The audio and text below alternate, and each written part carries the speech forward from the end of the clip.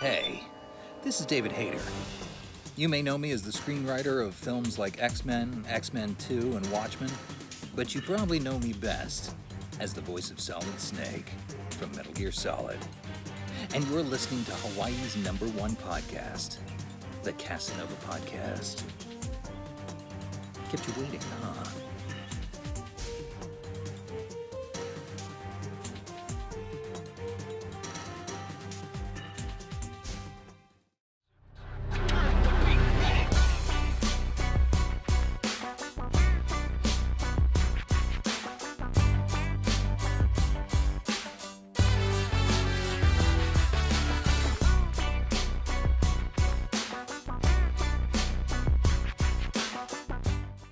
All right, and welcome everyone to another episode of Hawaii's #1 podcast and the #1 podcast in the Pacific, the Kasanova Podcast. I'm your host, Mikhail Kasanova, and I've got the honor and privilege of having the one, the only, the iconic Tigidy on the show. Tigidy, how you doing, man? I'm doing great, buddy. Thank you so much for having me, man. Seriously. Yeah, of course, man. It's a pleasure having you on. I'm glad we were able to finally do this. I know we actually linked up. The audience may not know. We have a mutual friend, and it's such an amazing thing how we got connected because, man, I never knew it would lead to this, and I'm really grateful for it. Neither did I, man. Small world. Indeed, it really is. Like, you're all the way on the other side of the country. I'm on the other side. I'm in the middle of the Pacific. It's crazy how, that's what I love about technology and social media these days, and email too. Like, it allows us to be so connected and instantaneously, and it's awesome. Actually, opposite ends of the world. Like, it's insane. Very true. So with that being said, man, go ahead and introduce yourself, plug your social media outlets and everything you're on, and just tell people about the one and only Tigidy. Guys, seriously, hi. My name is Tigidy. You can call me Tigs. I've been streaming on Twitch for about 2.5 years now. Tried to build a type of community based on video games, and it's kind of crazy, man. It's crazy just how much things have been built up and how fast it's kind of gone by. I lost track of it, man. It's crazy. Yeah, man, because you've been at this for several years, and it's crazy how, especially with this year with everything that's going on, but time. I especially feel like as you get older, it just starts flowing way faster than when you're younger. Like, as a kid, a whole year felt like an eternity, but now it's like, oh, what? The year came by, it came and went? I don't know how I feel about it, man. I really don't. It's unreal. Like, man, I first started just living in New York City for about 5 years, and then all of a sudden, boom, I'm doing this thing full time now, and that's something I never would have expected at this pace. Isn't it insane? Man. Well, where are you originally from? So I'm originally from upstate New York, the absolute middle of nowhere. I've grown up there all my life. I went to school down in New York City. I went to school down there for 4 years, eventually lived in Manhattan for about 5. And I actually knew that I wanted to get closer back home to the exact middle of nowhere. And it's good to finally be in that escape, to get out of the hustle and bustle. And I'm thankful I was able to, especially in these crazy times right now. But it's good to be back in the fresh air where I can, in hopes to nurture and grow this entire thing more than I ever expected. So trust me, I understand what it's like when you move somewhere and especially if it's way busier than where you're from. Like, for me, like when I moved to Washington State, I want to say, God, it's been 11 years. Jeez, it didn't feel that long. So 11 years ago, I moved to Washington State, and I was working at Microsoft. I got a job there because my girlfriend at the time, her dad worked for Microsoft Game Studios, so he brought me in as a QA tester. And so it was way busier than Hawaii. I'll say that, way busier. And then when I moved down to, where did I move? I moved down to LA, and it was insanely busy. Like that I was pace, gonna say, dude, yeah. dude, like from Seattle, Washington to LA is just a huge uptick in like the speed and pace of everything going on. And I was there for several years, and I just ended up I had the opportunity to come back to Hawaii because we opened the first Microsoft store. Well, sadly, the only Microsoft store, and it's no longer around anymore. But we opened the first one. They gave me the opportunity to be the one to help do that, and so I came back out here. I want to say this was like 2013. It was for the day of the launch of the Xbox One, actually launch day. Man, so that was insane. I got to come back out here, and then I ended up going from there to IT. But like, yeah, I understand what it means. Like going from serious hustle and bustle to back home to where it's a slower pace. It's reinvigorating, I would say. Yeah, it really is, man. And now, like, the thing that I realized too, now that I'm not in that hustle and bustle, I kind of need to have that sense of hustle and bustle for myself. Now that this is our job, this is our full time, like this is our drive now. And a part of me, I feel like, in a way, strangely, I kind of miss that. Now I need to bring that into what I'm doing now. Nice. But it's finding that balance. You know what I mean? Yeah.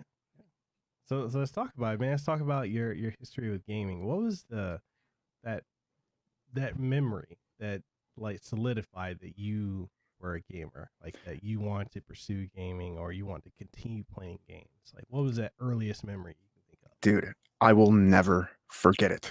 I was in my aunt and uncle's basement, and it was me, my little brother, and my two cousins. Mm-hmm. We were down there, and my older cousin hooked up his N64, playing Ocarina of Time, The Legend of Zelda. Ooh. And I'll never forget, I didn't even have to play the game. I was just so happy, like sitting in the beanbags in like the early 90s, just chilling. Me and my brother just staring at the screen, just absorbing everything that was going on. I was just everything that game solidified. That was the first spark. And I will never, like, my brother actually has the picture of us just staring at the screen, just jaws dropped, like on like, it's something I'll never forget and stands solid in my mind after all these decades. And at that point, our parents wouldn't let us have video games. We never had a single console. We didn't even have a Game Boy growing up. Okay, it was at least until like I was 8 or 9, I think. All my friends, all my other family members had Game Boys. I'm like, why can't we? My parents were like, no, go outside, have fun. Like I had like a little Pokédex thing. That's all I had. I took that outside and pretended to catch Pokemon out there. But I'm thankful for that, because when we were able to have video games in the house, it was game over, dude. That is all that we did. That is, it impacted us so much not having it for all those years.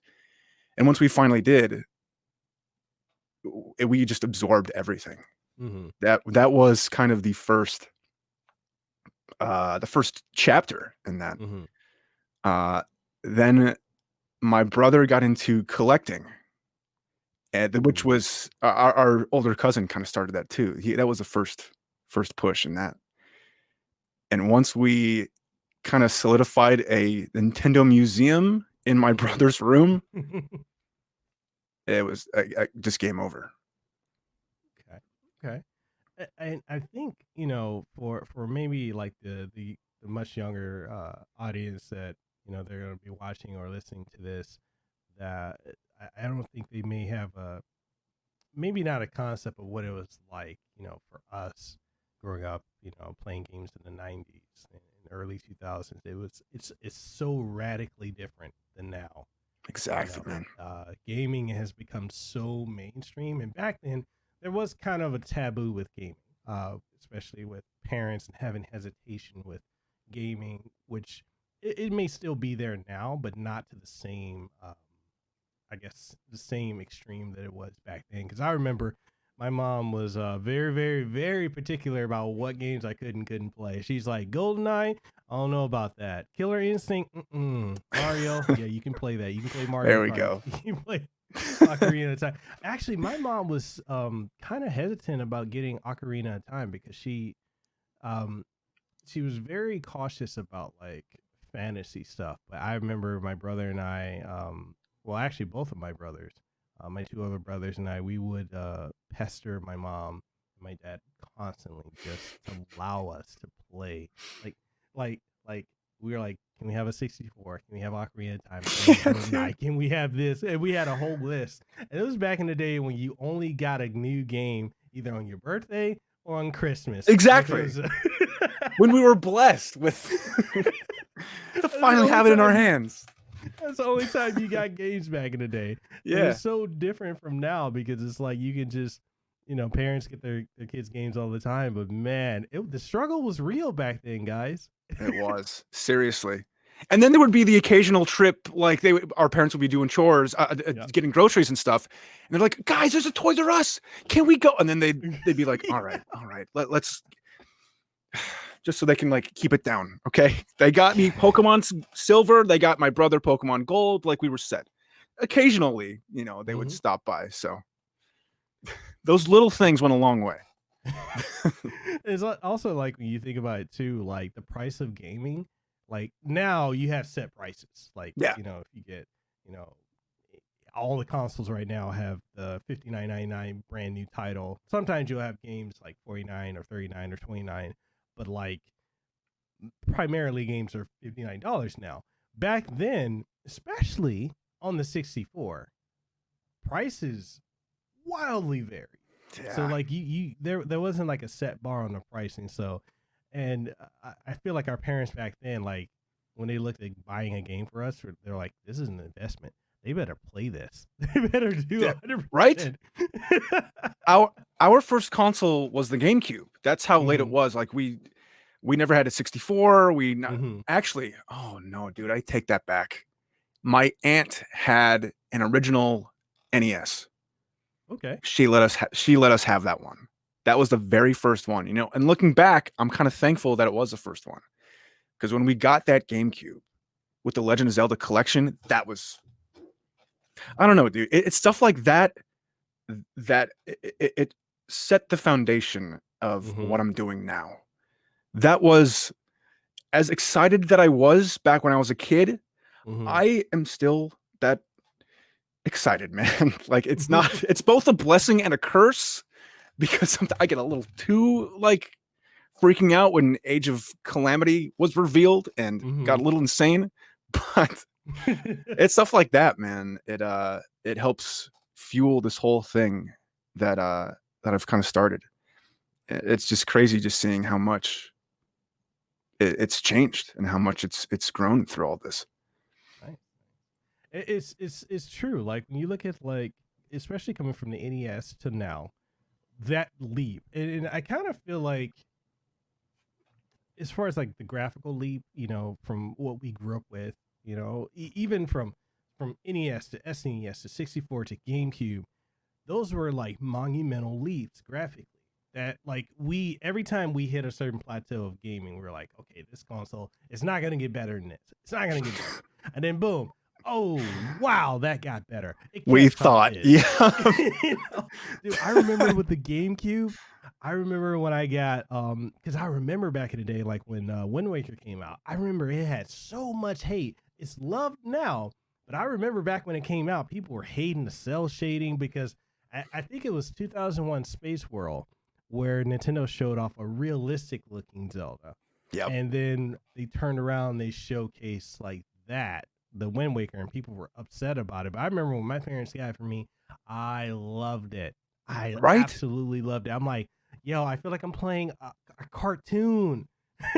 That's how it is the same way. Like still looking back, man, how they even remastered the Wind Waker HD for the Wii U. It looks absolutely gorgeous. Yep. It's little stuff like that. Those simple changes to an old formula. It's stuff that'll stay with me. Yeah. And it's other thing about Nintendo, and sometimes, you know, we got the whole people with the console war, which I think is silly. It's dude. silly. But like, you know, people that look at Nintendo games and are like, well, Nintendo's not pushing out the most realistic graphics. And I think, you know, and often I'll tell people, Nintendo is very smart when it comes to how they make their games, because, and I think them having their origins and being a toy manufacturer helps, because you look at the games that they make, they stand the test of time. Like, you can look at games that were revolutionary for their time in the PlayStation, the original PlayStation, the Sega Saturn, the Dreamcast, and all that. But you look at them now, you play them now, they haven't aged that well. You play a Nintendo game, even ones from the NES, from Nintendo themselves, they stand the test of time. And that's just because they take that time and effort to make these quality titles that, frankly, I feel like Sony and Microsoft are trying their hardest, you know, with their relationship with their third parties, to be able to make games consistently on that level that can stand the test of time.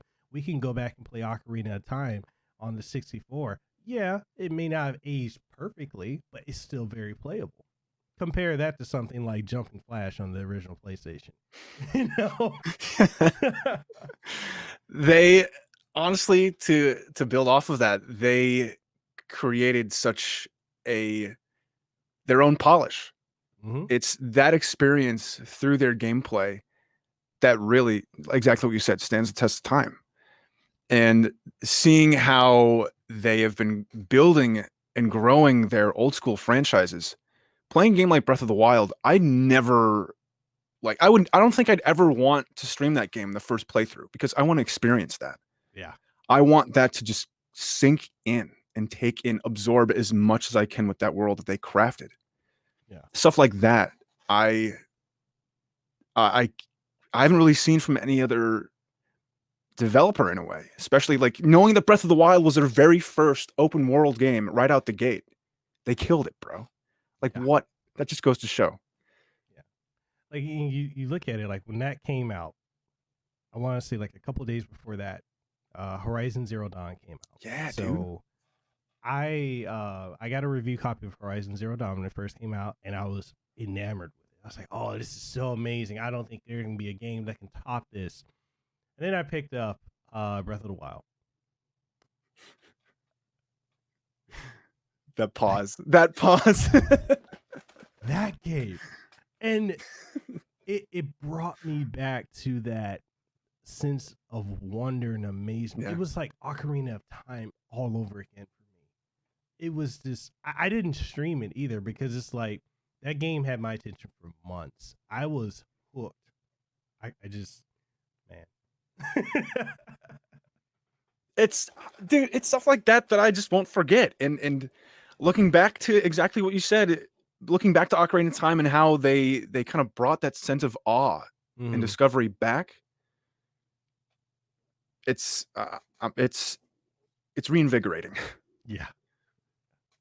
So dude, let's talk about it. Let's talk about your journey. How did this start? Tell us it. Don't spare any detail. We want the full story. We want the scoop, man.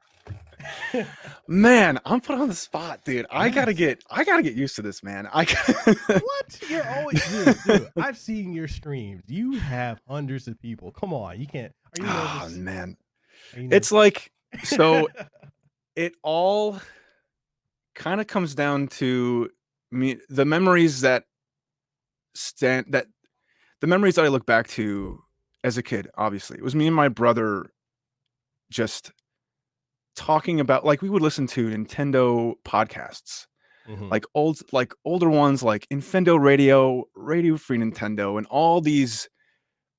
It was kind of like my radio shows that I would listen to, like when I was in middle school, like doing everyday chores around the house, keeping up with the industry news in that sense. Kind of, I felt so much more in the loop, and those things helped me discover so many more games that I never would have played otherwise. Like, it helped me realize that a game like Chrono Trigger exists. One of my favorite games ever, bro. And stuff like that those memories kind of accumulated, you know, and what helped me get through college, helped me get through schooling, and even in the city. Yeah, I was working in commercials, voiceovers, and doing smaller acting gigs while I was living in New York. And it kind of all started with I was taking an acting class, and our acting professor gave us an assignment. That assignment was to kind of create our own short film. And I think at that time it was based on like social media, and having that like is what drives people like in a negative way. Like it's controlling people in ways. And he wanted us to portray a story that kind of exemplified that. And dude, I went all out. I got I just had my phone at the time as my camera. I got some lights. I got like a tripod. Even these lights that I'm using right now were exactly those lights. And I went hardcore, bro. I made like a black and white noir like type of thriller based on technology and social media. And I'm like, I had all this stuff already. I just wanted to use everything that I had to my advantage. And you know, as classes went on and other like smaller gigs came down the road, I realized like, you know what, I have all this equipment already, and all I want to do is just play Animal Crossing, man.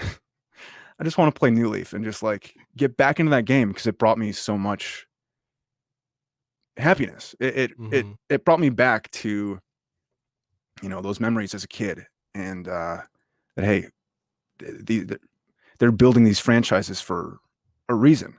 And I was like, you know what? Why not share it? I'll never forget. I was talking to my younger brother one night. I'm like, dude, I'm thinking of just like seeing how streaming goes. He's like, really? Like, is this really what you want to try? Like, you should be auditioning. You should be doing more of this stuff. I'm like, you know what? It's worth a shot. Yeah. So I didn't have I had a lot of the equipment already. My PC was an actual potato, bro. I couldn't even open a browser and watch YouTube videos on it while streaming at the time. And my processor graphics card was complete, you know, not up to snuff. But I was like, you know what? Let's try this. I honestly spent weeks, I want to say around 4 weeks, researching, watching YouTube videos, trying to see how I can make this look as professional and as legit right out the gate. It didn't look that professional or legit right out the gate. But I wanted to do the research to like prove that like, hey, if I want to start this, I want to start it, you know, taking the right step. And I was so nervous, dude. I was so nervous. Yeah, man. Why? I knew, well, I think back then I wanted to kind of have a level of professionalism, and that like, I'm not just here to mess around, guys. I'm here just to have, I'm here to like build friendships and just have fun, because no one will play Animal Crossing with me anymore. And I'm like, you know what? I tried it right out the gate. I knew that I wanted to create a space where people could just feel like they're meeting up with a friend from high school. Those days where, you know, we could just hang out with friends, play video, like hand the controller to a buddy after you lose a life in Mario or something. Like nights like that, have stayed in my memory, and I associate that with, you know, I associate seeing older friends with the memories that I have with video games. And I wanted to kind of create a space for people around the world, which I mean, it's crazy to think that now. I wanted to create that for everyone. And dude, it was so it was scuffed. It was so scuffed right off the bat. Yeah. But it was fun. I didn't even have a 3DS capture card, anything like that. I didn't have the right software at all. I just took this very face cam and aimed it at my 3DS. I had like I actually went to Nintendo New York, and I like asked if I could try out the different like stands. They didn't have any stands for the 3DS anymore, but they had them for the Switch. I'm like, excuse me, will this Switch stand work with the 3DS. He's like, oh, all right, let's try it out. Like they were great. They helped me out. Like they didn't know what I was using it for, but I knew that I wanted to delve into that and share specifically that game, because Animal Crossing New Leaf got me through college, bro. That was all I played. A lot of my friends got me into like Monster Hunter and stuff like that, but no, I stuck with Animal Crossing, and that is one I'll always come back to and think that like there is no like there's no right way to play that game. You can go you can be like a pro interior decorator. You can be a pro fisherman or like dig up fossils. So many different ways to play it that I knew no matter what, someone would understand, that they would see what I've done. Because my town was bare, dude. It was absolutely bare when I first started. But I was able to meet so many people through streaming. I learned so much from them. And they, as I learned from them, they also learned from me that like, hey, I'm not the best at decorating right now, but I want to be. You know, this is just the beginning, and I kind of grew through that as well. I also delved into other games like the DLC in Breath of the Wild. That was also scuffed. It was not the best gameplay back then, but it all just stems from how much these games really impacted me, and the fact that I wanted to share that with others and kind of remind people that, you know, these games have a stronger impact than one may think. And the excitement and the joy that we get from these things, I think, is important. And yeah, I don't think we should lose that just yet. Yeah, I fully agree with you. And I have to say, one thing I absolutely love in hearing you talk about your experience and your journey is your passion. Like your passion bleeds through, bro. I don't know if you see it. I don't know if you can hear it, but I can feel it, right? It's like 3D audio. I feel it. I appreciate that, dude. Seriously, that means more than you know. Because in reality, I don't know what I'd be doing if I didn't have that. That's the only reason why I wanted to start this, and it's the reason why I'm keeping it going. Dude, like I got excited that there's a freaking green screen now. It's gotten to the point where we're making moves, baby. Like I've got it right here, dude. Like I didn't even expect this to be a thing. I just tried it, dude. I just tried it last night. We just started Luigi's Mansion 3 for Halloween. And I was like, what better way to celebrate Luigi's Mansion with the freaking green screen, baby? Look at this. It's stuff like, I don't know, man. Hey, anything to help, like, dude, it adds to the whole immersion of it. Yeah. It adds to that feel. I'm like, you know what? Why not try it? Well, let's see what happens. Maybe it won't be a continuous like stream, you know, maybe it won't be in every stream, but the ones that make it special and that really, you know, adds that impact, dude, why not? But yeah, man, it's kind of crazy. It's honestly something where dude, and as you can see, I still get nervous. I still I don't know why. The thing is, dude, I don't know either, man. I'm nervous. You're Tigidy, dude. I'm nervous. But I think what's helped me through this whole process and what's helped me warm up to getting in front of a camera like this and in putting yourself out there like this is the friends that you meet throughout this whole thing. I kind of brought this up in chat a few nights ago. I explained exactly what I explained to you, how it was very scuffed starting off the bat. And the thing that has helped me throughout this entire process was realizing that the people that I'm interacting with in chat, the people that I'm talking to, are people that understand me and I understand them. We both know that we all know, we both, I just refer to chat as its own like individual thing. But it kind of there's is. It in a way, yeah. But the thing that I look at it even stronger than that is it's a whole group of friends, man. And the inside jokes that are built throughout the whole thing, that sticks with me. Mm-hmm. And I'm kind of thinking of it as like the first, like, I want to say year and a half I lived in the city, the very, very early streams. Mm-hmm. That's like season 1. And season 2 was when I don't know, when I introduced Slime back here. He's always been in the back of my streams as like my bro.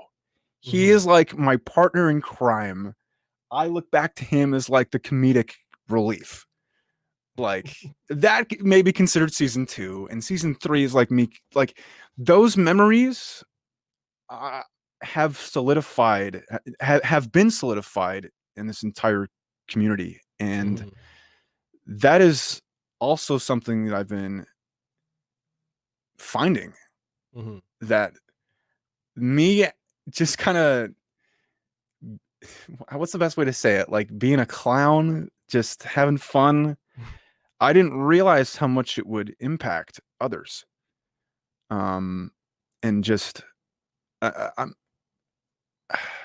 thankful that I'm able to do something like this and have in any way a positive impact on anyone else's lives. Because it really does go back to gaming was my escape. This whole thing was my escape from the insanity that is going on in this world even today. Yeah. And I guess it all comes down to creating a place where people can just hang out and catch up. Yeah. And now that chat may be a little bit more fast moving and there's a lot happening at a certain time, I don't want to lose the fact that, you know, we are just here to catch up, to discuss the things that we love, to nerd out over the most recent Nintendo Direct that was just dropped the other day. Like, you know, but stuff like that I think goes a long way, because it goes a long way for me. Yeah. It's kind of crazy, man. I don't know. Would you say that this journey that you're on, as, I guess, if you were to hop in a DeLorean and go back in time and talk to your younger self, do you feel like if you were to tell your younger self, like, hey, this is the career path we're going to be on, this is actually going to be a thing, do you think it would seem insane then? Because I know for a lot of people, when we, especially, you know, like you and I, we do this full time. When we talk to people that may not do content creation, or especially those who don't understand it, there's a lot of people, you know, it is still a relatively, I view it as a newer form of entrepreneurship, because it's effectively what it is. True. I feel like a lot of people would think we're kind of crazy to, instead of going down a traditional career path, we're doing this. But do you feel it's fulfilling for you? Oh man, the moment you said, you know, going back in time and telling your younger self, it kind of, I think one thing I would tell him would be, don't let anyone tell you otherwise. Don't let anyone get you down the fact that all you want to do is, you know, research, you know, upcoming release dates, that you want to like read through an entire magazine of Nintendo Power, or, you know, spend an entire day with your buddies playing Pokemon and like EV training and stuff like that. Like, do not let anyone get in your way of that. Don't let anyone tell you that, you know, you're wasting time. You're, you know, making wrong life choices. What makes you happy, what what drives you, your passion should be the moving force of the things that you do. Because there are even times in college where I put that aside. I look back and I imagine if I had realized this sooner and had taken that step to create imagine like if I were in college creating back then, I think it would have been a completely different story. But I think the main message would be to listen to yourself, but also put in the work. Yes. Let that be your driving force and prove to everyone that you've got this. Yeah. That there is so much you can accomplish through this. There's so many ways to grow, to learn about yourself, the people around you, and those that matter. Mm-hmm. Because the people that don't matter are the ones that are going to try to bring you down. Yeah. It's having such a strong, it's kind of like working a muscle, man. Like it's realizing that the people that try to bring you down should not have any impact on the things that you do. It's something that I feel like a lot of us are working with. I'm still working with. Mm-hmm. But as long as you keep working that muscle and continue just to get to the grind, that's a better origin story than anything for anyone. Yeah. That being said, it's easier said than done. Yeah. It's something I'm always still working on, bro. Like even the first conversation we had, I'll never forget that. Honestly, it was something where, this is so brand new. This whole career path is still very, very new to everyone. But I think what's important for us to realize is that everyone's path is different. As long as we are growing ourselves and what was that? Was that a sound clip? Because that's true though, man. That's the truth. That was an accident. Dude, no. That was perfect. Dude, that was perfect timing. Are you serious? Because that's the freaking truth, bro. That's the truth. You know what I mean? Woo. That was perfect, bro. That's what I'm saying. Seriously, like I was like trying to hit one because I have the Go XLR, so I was trying to clear my throat, so I was gonna mute my mic as I did that, and I accidentally pressed the sound board. Dude, that is the truth, though, man. That could not have been better timing. I'm telling you, like, it's realizing that, and that was perfect. Oh man, it's like, that I lost complete train of thought. That it all comes down to that, bro. And that's the thing. I don't want to sound like preachy or anything. That is it's exactly that type of muscle that we should try and build within ourselves. Mm-hmm. And even though I'm very focused on building a stream that tries to keep everyone on their toes. Mm-hmm. That's something I'm still trying to crack at. While creating a place where it's funny, my buddy Josh in Discord kind of summed it up pretty well. He's like, Tiggs, your community is the perfect balance of this. And he attached 2 pictures to that post. It was a post of like calm, chill, like, just good vibes. Mm-hmm. That was the first photo. And the second photo was Elmo, like with the flames burning in the background. Like, it's the perfect balance of chill and good vibes and complete chaos. And I once he said that, I'm like, dude, you're not wrong. But I think my reaction even more than that was, I'm thankful for that.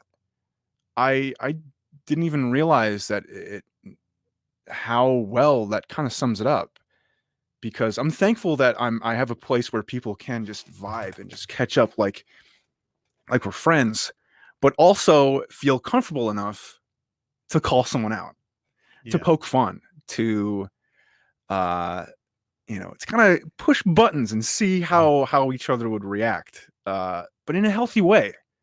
Yeah. And I think it's something I never expected, knowing that I choose not to swear on streams. I try to make it inclusive for all ages, even though, like, I know Twitch only allows those to have an account above the age of 13. But I still try to make it, in a way, brand friendly as much as I can, because that's something that's important to me as a creator, and it's something that a lot of these games that I play kind of stand for. And that doesn't that I don't mean to say that those that choose to have that stronger language or that type of personality, there's nothing wrong with that. Like, that, those are the streams that I watch off stream when I'm not live as well. Like, it's something that I chose to, also in a way, to prove to myself that I could. Yeah. And I think it's a good balance between those good vibes, not trying to step on anyone's toes, but also just having fun, calling each other out. It's a good balance that I'm thankful for. I think a lot of people, especially a lot of streamers, I think they have this idea that not swearing is near impossible, and it's not. Yeah, you can control that. Just be exactly. It's you just take a moment. You're conscientious about what you're gonna say. Like, for me, I do swear occasionally on my streams, but even in that, it's like more of a reactionary. Like, say for instance, like I'm playing. I play. I hate my audience for this. I love them, but I hate them at the same time. So I feel you. Okay, so what happened was, I had them. They were wanting me. And this started last year. They wanted me to play through the entire Resident Evil series. So I was like, nah. Well, I don't have all the games, so there's no way I can play through it. Boom! They immediately donated enough for me to buy all the games digitally. I was like, okay, that's cool, but I'm not gonna get Resident Evil 7 because I don't have VR. Boom, donated for me to get VR. So I was like, let's go. Let's go, okay. Dude. So they're looking out for you, man. I know, right? So like when I got to the point where I got to Resident Evil 7, they had me play the entire game in VR. I think I did it on hard. Oh no, dude! I swear, every turn I turned around, that game freaked me out, and I was swearing left and right. I actually had to have some of my audience on Discord on voice chat because like I'm freaking out. Apparently, I was like getting away from the mic. Like every time I turn a corner, a monster pops up, and I'm just like, oh. Like I'm just like swearing. I'm getting freaked out. So like in those instances, like I'll swear as a reaction, or like something pops up, it'll come out. But like typically in my everyday dialogue, and even like one thing, and I feel like you and I are a lot alike on this wavelength of how we are on camera, on stream is how we are in real life. How we are in person. And like I don't swear a lot, hardly if ever in real life, and it's more of a conscious choice because like bringing it back to what you're saying about branding, what I've understood is how you present yourself as a streamer, as a content creator, affects your ability to work with certain companies and certain brands. And there's a lot of people I know that are content creators that let's just say they're a little bit more raw, and there's nothing wrong with that. If that's how you are, that's the way you want to present yourself, that's fine. You do what works for you. But you have to understand certain brands, certain companies are not going to want to associate themselves with that. Yeah. And so for me, I try to make my brand, I'm the same as you, as accessible and inviting and inclusive as possible. Be it YouTube videos, be it podcasting, be it live streams, because you never know who's watching. You never know who you're going to meet. And the one person you meet can have one of two effects. You can leave an impression on them that lasts them a lifetime. It could help them. They could be going through some of the roughest times, and just sitting there interacting with you can be that thing that helps them through a tough time in life. Yeah. Or it could also be you meet somebody that can change your life, and you just never know. I've met so many, and to piggyback off what you said, like, I've met so many amazing people through streaming, more than I have in my, yes, I'm old people. I'm 32. Hey, I actually remembered how old I am. But like, I've met so many amazing people from all over the world through streaming and content creating on YouTube and podcasting. I've met my heroes, people that I grew up a fan of: David Hayter, Ruben Langdon, John Bentley, Marcus Lato. Like, it's so insane that I can go from, just by doing this, by growing up a kid that didn't speak English, that gaming, and this is my story with gaming helped me learn English. It helped me become more, it was my safe space. It was that thing that's always been there for me. To go from a hobby that people told me would never go anywhere, it's a waste of time, and I never listened, and I stuck with it, and here I am now. I'm interviewing amazing streamers and influencers like yourself that are reaching people globally, daily. People I grew up a fan of that are now my friend. I never thought I would ever be the friend of the voice of Solid Snake or Dante from Devil May Cry. Those are my heroes growing up. I had them on speed dial. I talk to them every day. I can't believe, some days I'm like, I can't believe it. Meeting you through Kathy, like, and how we just hit it off. Like, people may not even realize we hit it off like that. You're not wrong, man. That's just, like, it all comes back to the impact that this art form had on us. Yeah. That is what pushed us. That is what drove us to be where we are today. And for that, I cannot be more thankful. Yeah. Like, and it also, that impact that we have, that it had on us, it brought that genuine reaction from you while playing RE7 in VR. Those true reactions, I think you can't get anywhere else. Yeah. Because that is your own true reaction. Yeah. And they were there to witness that. Yeah. And I think that too is like, one of my most recent memories of on stream, where it was my true, genuine excitement. Throughout these past 2 years, I've kind of been saying to everyone, like, guys, I love Mario Sunshine so freaking much. It's the style, the art design, the colors, the music, the environment, everything. They've known that for years. When 3D All-Stars was announced, like, everyone knew how excited I was. And they even said, dude, you need to play this game. And the true reaction that they got was me pressing live at 11:45 p.m., 15 minutes before the midnight release of that game. They saw the entire thing in full 1080p HD. That moment, that entire first stream of Sunshine after all these years, I freaking lost it, bro. I was freaking out.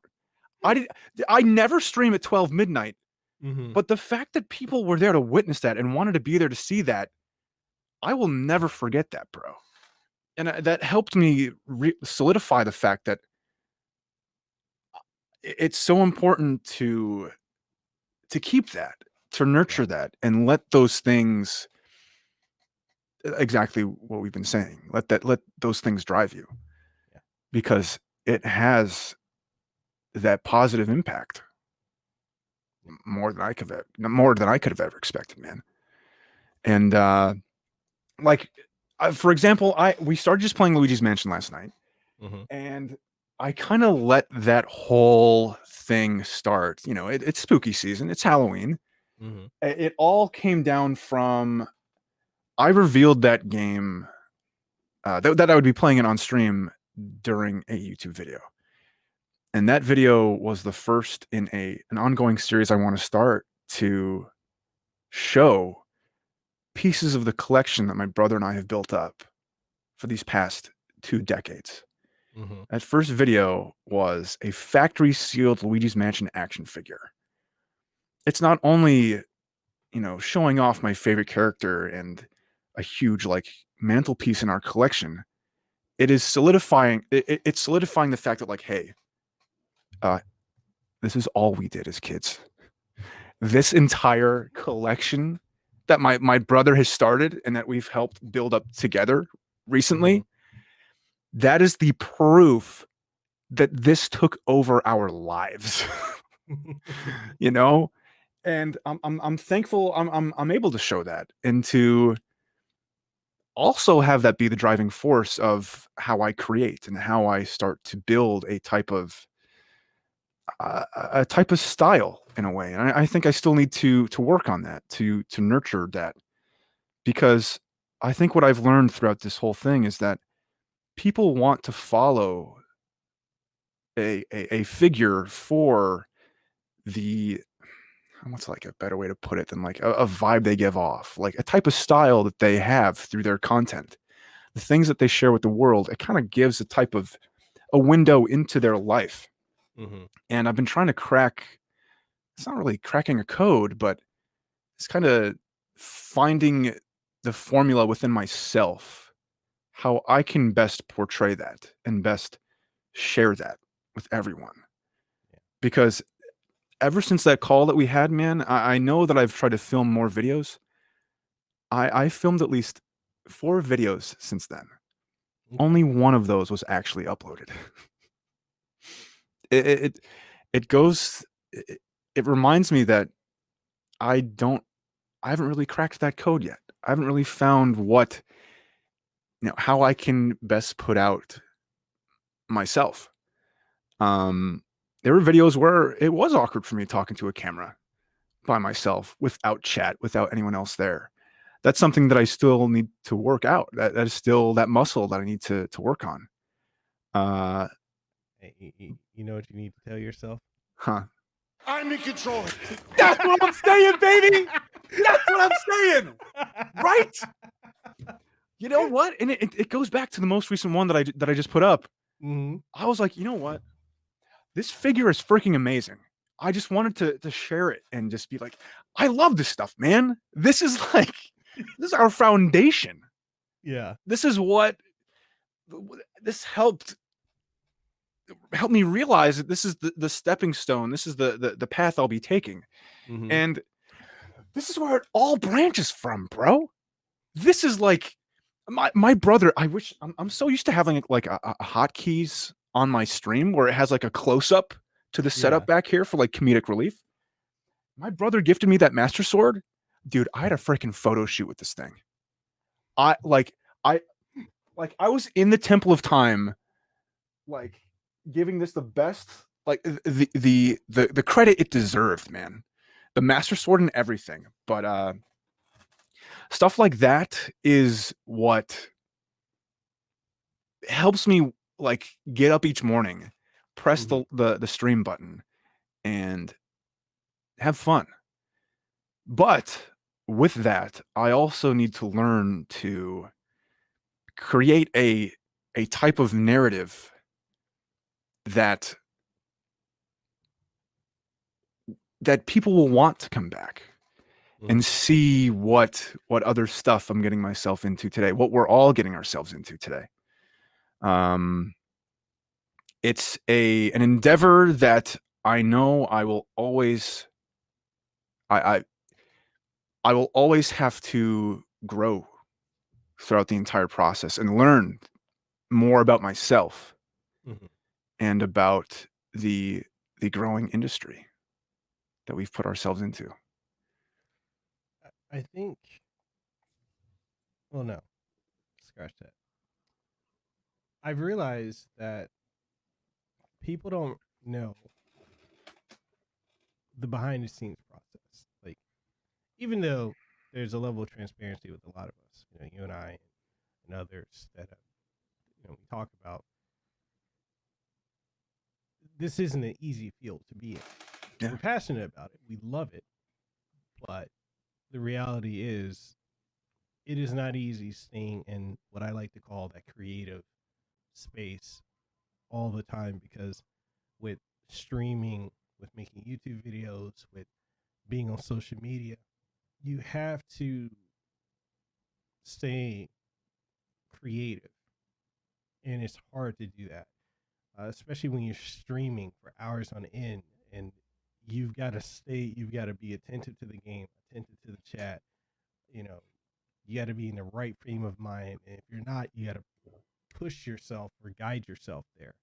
It's not easy. I've had a lot of people tell me like, "Oh, it's so easy. Anyone can do it." Yes, anyone can do it, but to succeed, to do well, that is not a given. Anyone can turn on the camera. Anyone can hit go live.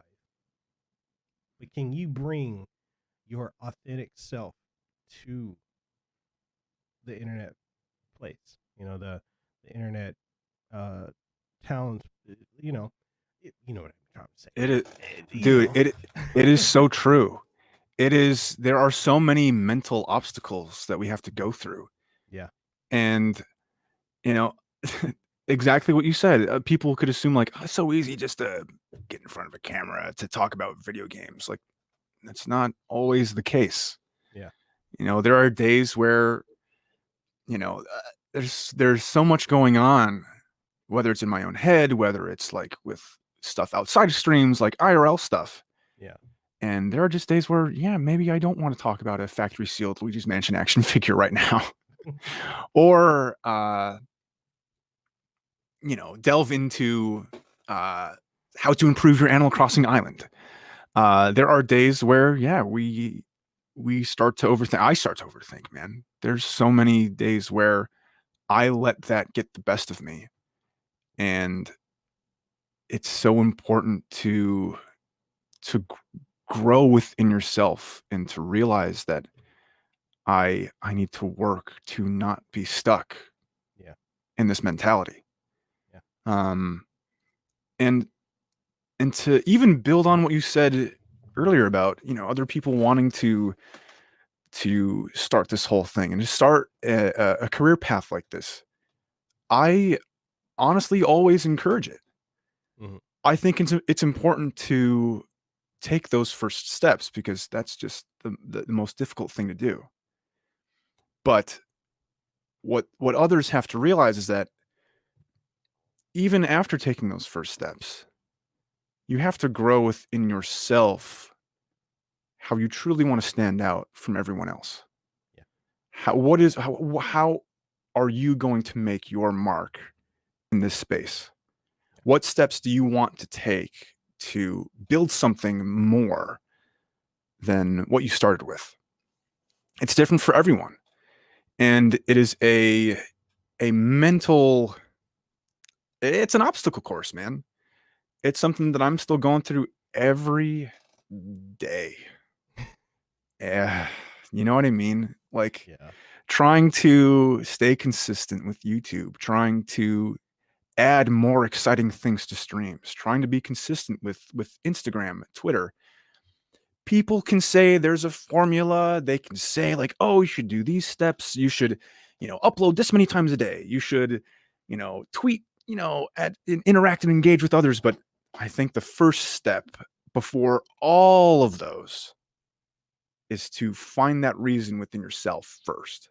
Yeah. Why you want to do those things. Because if you don't find that, you're just going to lose steam. I think it's important to have a reason, have something to share with people. And I think what I've tried to do and what I've learned about myself is just I just want to share what drives me, man. Like, it's I don't know, kind of looking back to college and even life after that, I kind of put those things to the wayside. I didn't play games as much. I tried to focus on, building something else entirely, but it was draining. It was eating at my soul. Like something wasn't right. Something wasn't clicking. And after I took that first step, as I explained, my early days, dude, I know, and even now, that I got to put in the work. I got to keep things fresh. I got to, stay consistent and strive to make that mark.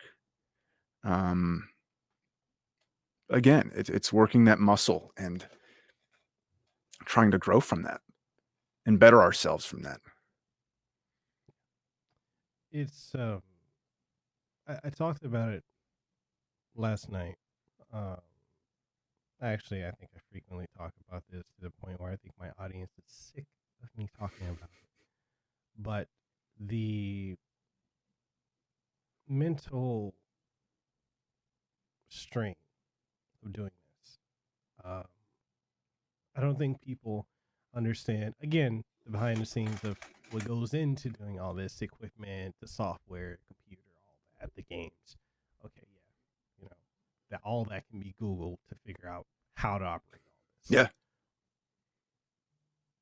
But when it comes to the mental aspect of it, the stress of it, like for me, I often get imposter syndrome. There are times when I feel like I'm not worthy of this. I'm not worthy to keep doing, like, who am I? When I get in that negative space and I have to pull myself out of it, because there are times where I'm like, I look at someone else and I'm like, I'm never going to do this. I'm never going to reach that. I'm never going to be able to do this. Or this person's never going to come on my show. I'm never going to be able to reach this. Or, it's easy to get stuck in a dark place, because what people don't understand is a lot of times when you're making content, it's often you just alone in a room by yourself. And that can be an incredibly lonely place, especially, overcoming a lot of self-doubt. And a lot of it can be internalized from our youth. People telling us that, especially when it comes to streaming games, the space that we're in, people telling us that this is a waste of time. We need to get a real job, or we need to do this, we need to do that.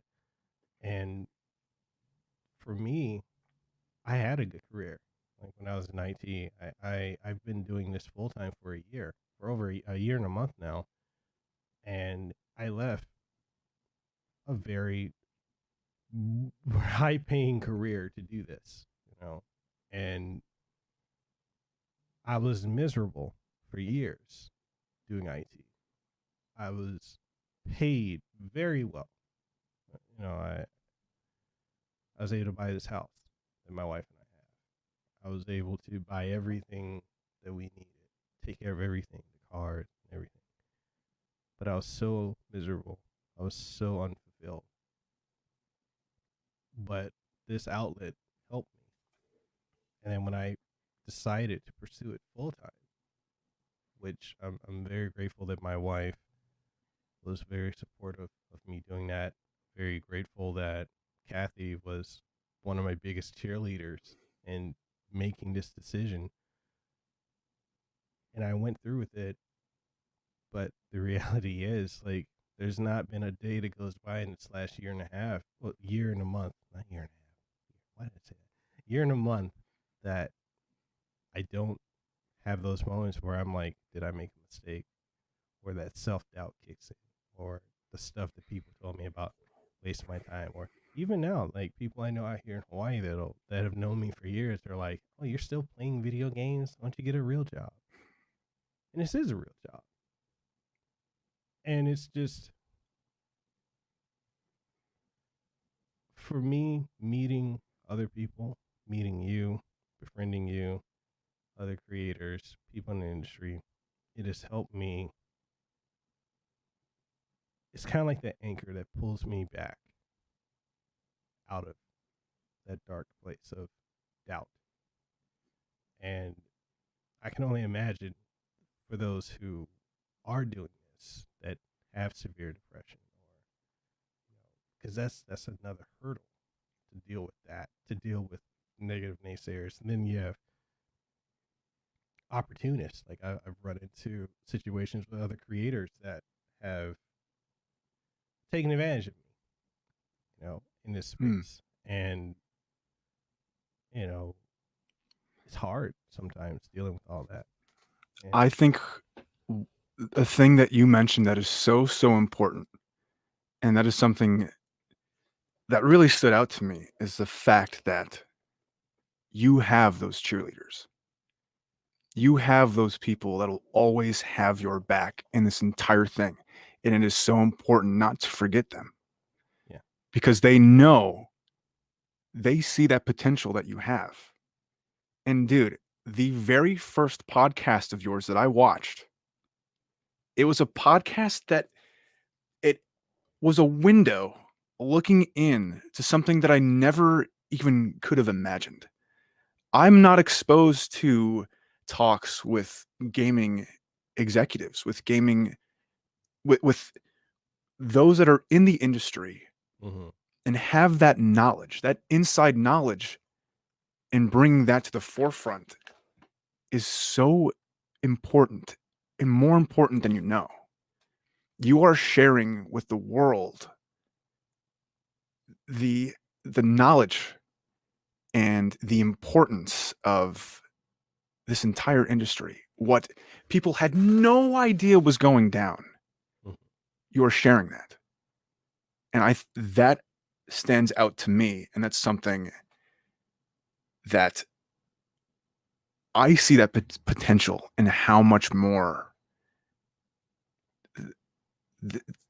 than meets the eye to this entire thing. And the fact that you have those cheerleaders, those people that have your back and won't forget that, it's a huge thing.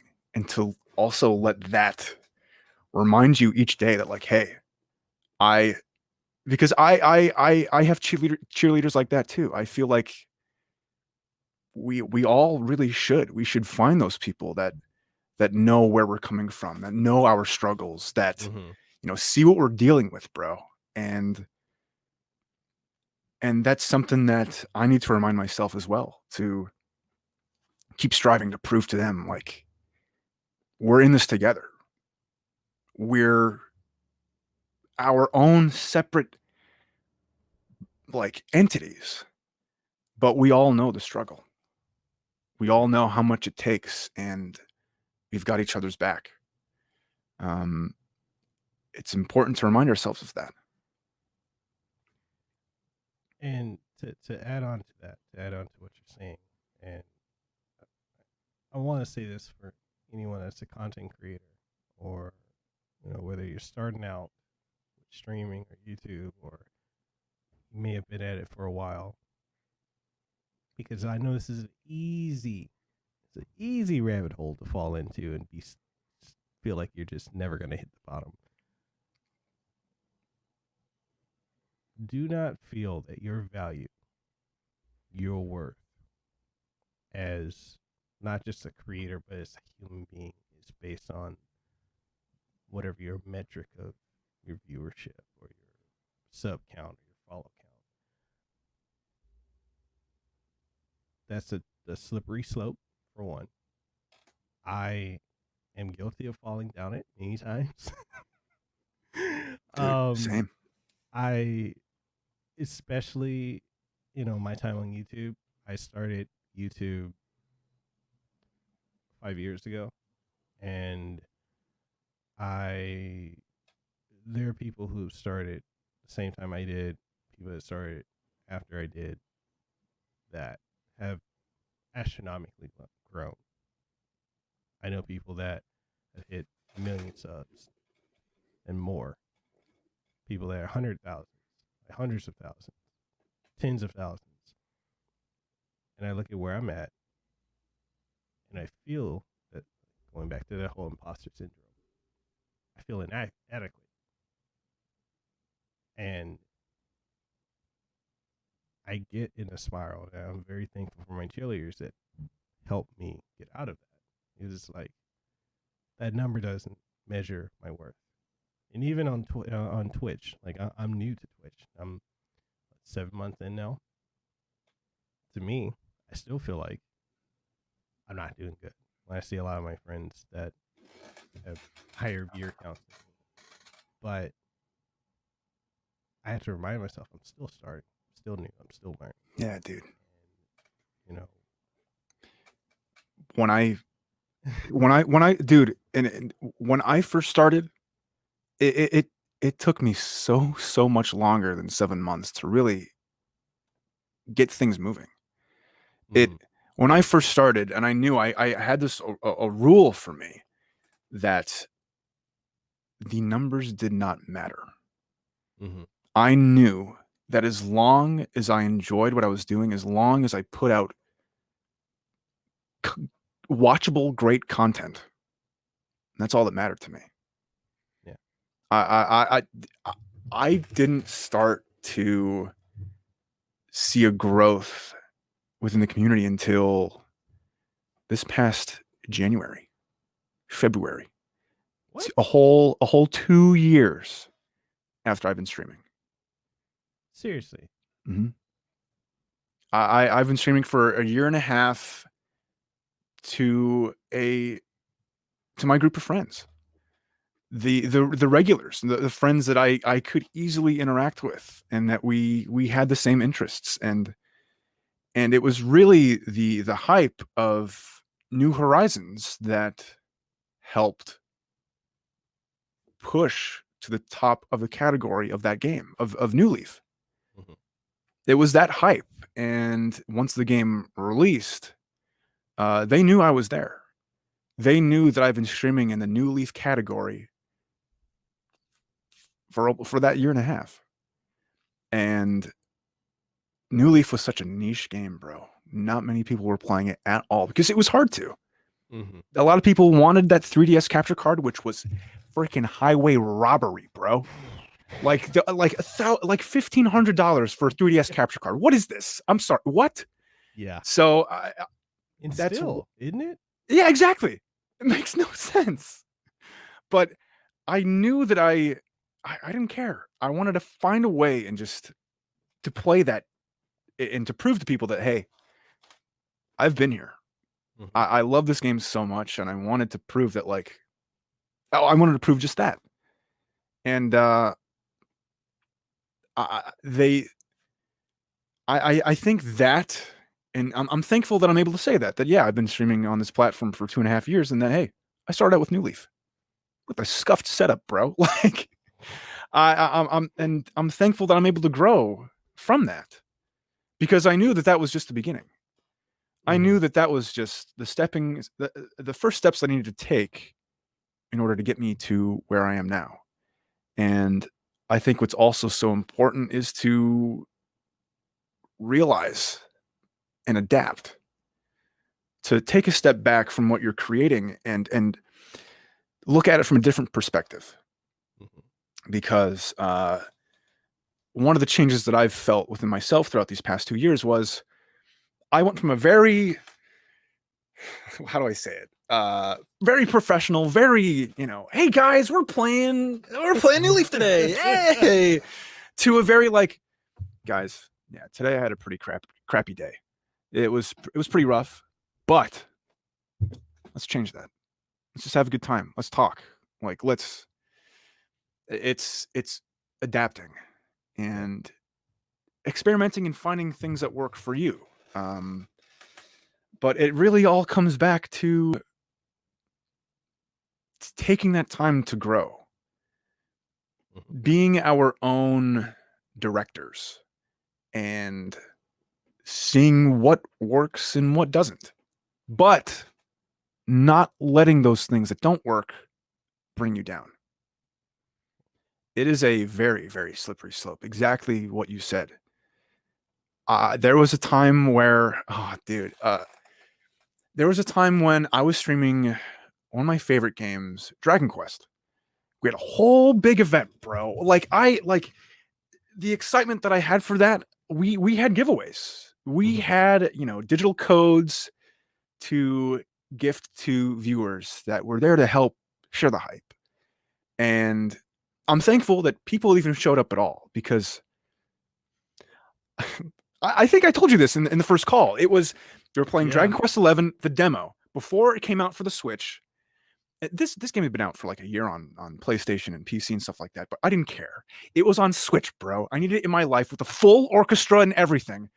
And I'm like, guys, look, I already beat the story portion of this demo, but that doesn't mean it's over. We literally had that whole week playing and grinding and level grinding. It was just like I had a damage counter of all the monsters that we took down.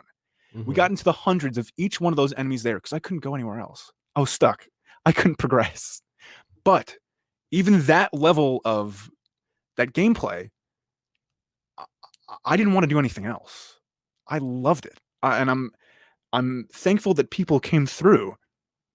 But it was when the game finally came out and that the hype for the game kind of dwindled away after the first 2 months.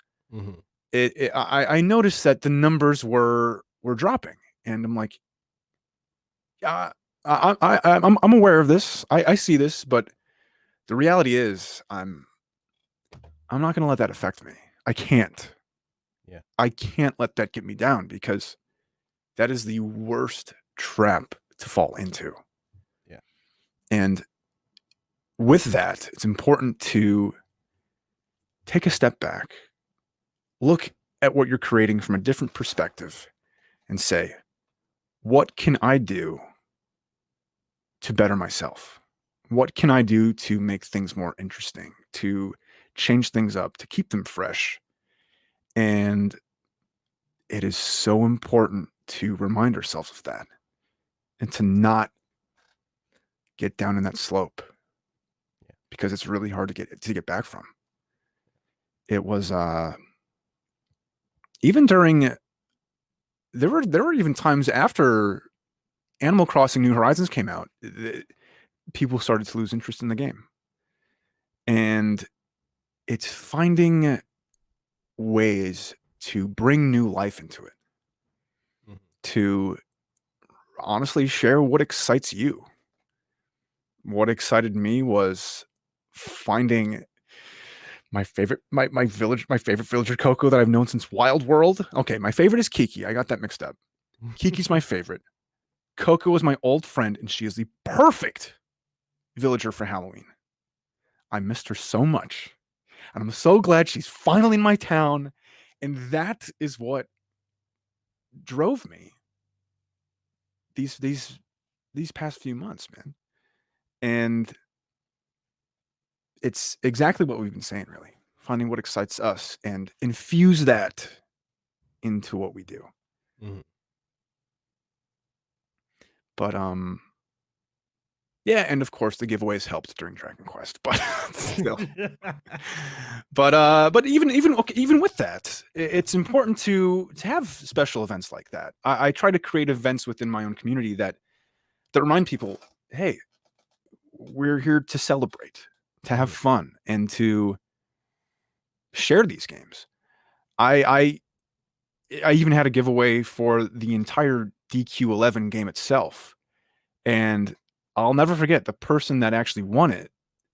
They even said, like, dude, when's the next one coming out? Please, I need to know.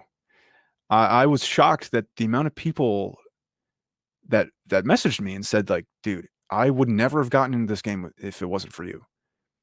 And that in itself is one of the most rewarding things I've ever experienced from all of this. And even as most recently as Animal Crossing, a lot of the people in chat have never played Animal Crossing before, which is something that I was never used to while streaming New Leaf. And seeing their reaction to a game like that and them typing in chat like, bro, I just ordered this game. Like, I'm getting it in like next week. I'm like, we can talk about this. We can share this. This is, it's discussions like that. It goes back to when I was in high school. Like, the amount of times I tried to sell my friends on getting a copy of Chrono Trigger, bro. I have tried to get so many of my friends to get this game, and they did. And they reached out to me and said, like, bro, thank you. I needed this in my life. Yes. It's stuff like that. It goes back to when I was a kid. Like, I need to talk to someone about this. Can we please just talk about this for a second? Go for it. That's what I would say to them. Like, and if I was there, I'd be like, yeah, go for it. Yeah, right. Okay. Thank you, dude. Like, the impact, I don't want to sound like a broken record, but it really is the impact that these things had. Yeah. That will stand the test of time. And it's like reading, I don't know, dude. Okay. It's like reading of course, like, there are games where they don't have that impact, but the ones that do, we can't lose that. It's like reading a book that truly, like, hit a chord, or watching a movie that you'll never forget what you learned from that after walking out of that theater. Games are a freaking art form, bro. I don't care what anyone says. Like, it's so many people don't realize that video games are art, and they should be appreciated, and especially those that stand the test of time. Yeah. No, I agree. And that's the thing too, like, to piggyback off what something you said earlier about when streaming like Animal Crossing and streaming Dragon Quest, how the viewership declines over time. I feel like, dude, for a lot it's inevitable. Yeah, it really is. Like, even now, I know that it's not going to last for, like, who knows? I should never expect that the numbers will grow. I shall never expect the things to change for the better. They could totally not. But as long as I'm aware of that, I think it's in a safe place to continue to strive, to keep growing, to keep finding that drive. I'm sorry, I didn't mean to cut you off. I just no, dude, that's perfectly fine. Like, I agree with you, because I've seen this, and I've had several other content creators or streamers come on my podcast, and what I like that you're saying, you're the first person to say this, the first one. So I'm really happy you're saying this, because this is something, it resonates with me. I'm of the same mindset. But with other streamers I know, it is typically you play whatever's trending. You keep hopping around. You hop. I'm not knocking that. But I feel like if that's what you're doing, the people are not there for you. They're there for what you're playing. But you want people there for you. Yeah. Exactly. And like, what I love about what you're saying was resonating with me, and like I said, like, I feel the same way. You play what you want, and you're showcasing what excites you, because people are there for you. They're there for that authenticity of you. The game is like it's like the fries to the amazing cheeseburger. It's like the salad, the mashed potatoes to that porterhouse steak. Yeah, I know. That is a better analogy than man. I never thought of it that way. You're so freaking right, though, dude. Now I'm hungry too, actually. but you know, that sums it up. It's people are there for that. Like, for me, my main game on Twitch is Final Fantasy 14. But I've taken a break from it. I'm playing other things. I started playing Devil May Cry because I love that franchise. Yeah, dude. And it's like I'm playing through the series. A lot of people are like, "Oh, it's an old game." I don't care if DMC3 is old. I'm still learning new. When it came to the Switch, it's an entirely different game than what I played back in 2005. Yeah. You got different things they added to it. I'm hype about that. I want to relearn the game. In other games I play, like, I love Chrono Trigger. I love Chrono Cross. I love Xenogears. I love that time when every time you played an RPG, it blew your mind. Super Mario, Legend of the Seven Stars. Which Square? Come on, Square, Nintendo, please. Okay, Square, Chrono Trigger, bring it to the Switch. Don't even get me started, bro. I've been saying that since ages. I mean, I don't understand because it's on Steam, it's on mobile. What are they waiting for? It's money. Right? That's exactly what they'll be getting from my pockets. Like, you know what I mean? Man, I'm kind of back to going to playing games that are trending, those that are the hot new thing right now. Mm-hmm. I think that is I can see the importance of that in terms of, unless you're a big, like, huge name, it's hard. It's harder to make your mark on something like that. But the truth is, people will stay for you. Yeah. And if you just hop onto a new game and it turns out you hate it, you probably should switch to a different game. Don't.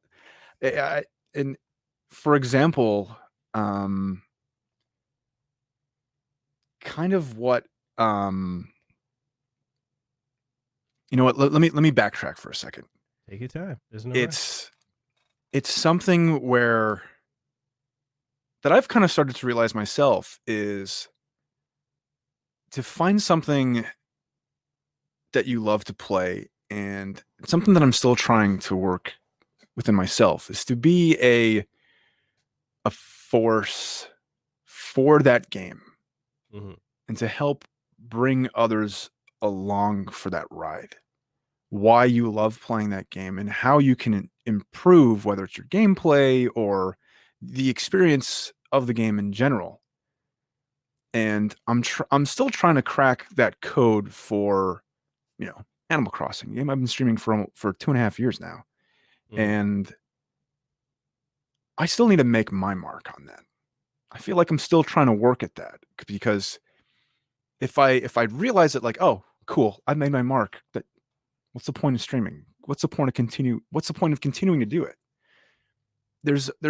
I feel like there's always something to. It's important to find new ways to keep things fresh and to keep growing on top of that. I lost what I wanted to say about the newer games, about hopping onto the trends. Because it is important, but it's finding how you can stand out from the others, because there's a lot. Because I'll say this, like, one of the things with, for me, I review games. I work with companies. Like, they'll send me codes for stuff. And the problem with trying to always play what's trending, from my perspective, is that constant switching to something else. Like, yeah, dude. Let's take Twitch, for example. You had Fall Guys. Oh yeah. Super popular. Everybody was playing. Then within what, 2 weeks, a month, it was Among Us. Yep. Which that was everybody was playing.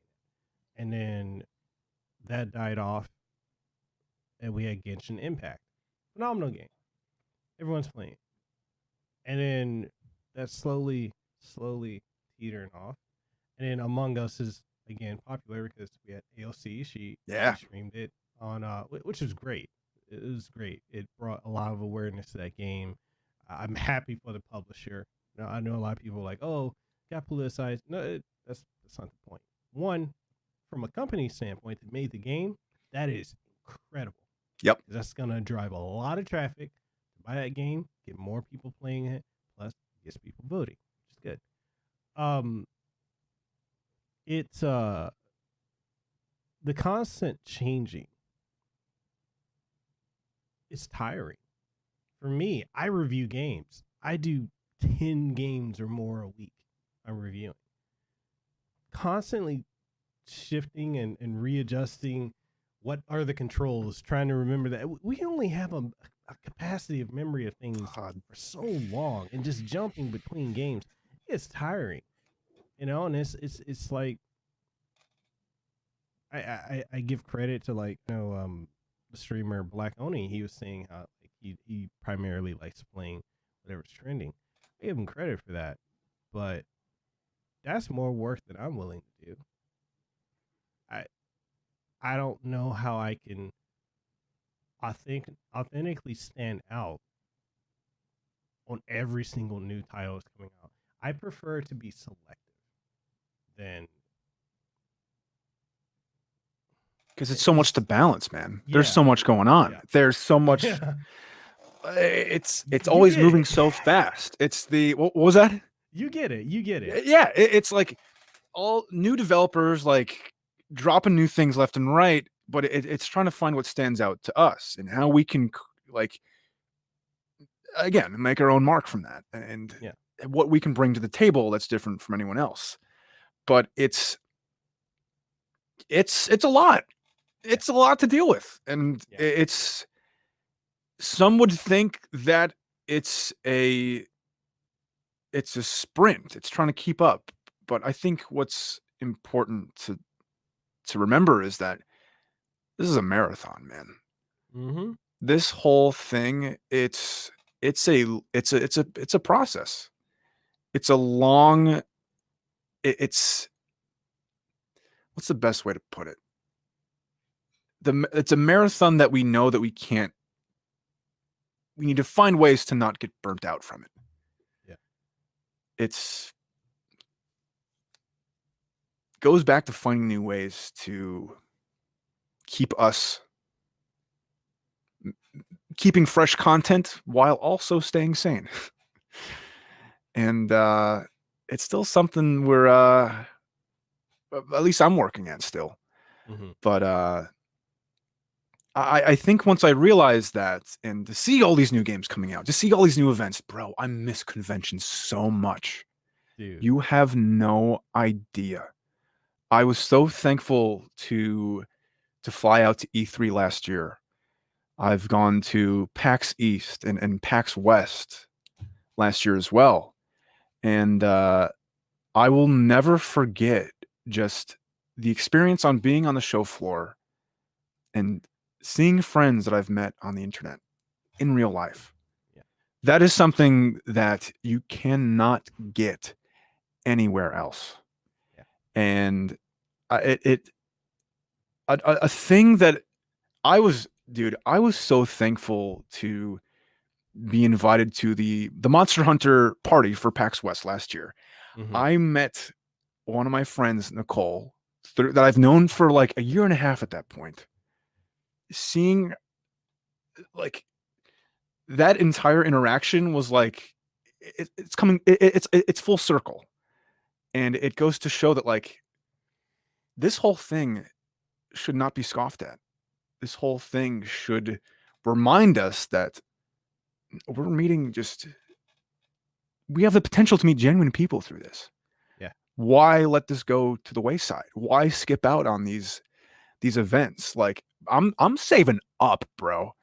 I'm saving up to get on those flights and to get those tickets just to be a part of that whole thing. Going to E3 last year, I was able to meet the icon that I've looked up to my childhood years. I met Charles Martinet waiting in line for Luigi's Mansion 3. Like it was actually I had a conversation with the Nintendo employee that was running the line, and he's like, we were talking about, how Charles is just walking, just walking by, like, and no one's saying hello to him. I'm like, are you serious? Does anyone realize who he actually is? Like, he's a legend. And he told me, he's like, dude, stay put. The moment he actually found him, and he was able to introduce me to him. I'm like, I took a photo with him. It is officially on Instagram, so I will never forget that moment. But it's stuff like that adds to this whole thing. It further solidifies that this is more than just, staying at home and thinking that gaming is such an internal, like, introverted thing. It is a complete opposite, bro. I don't care what anyone says.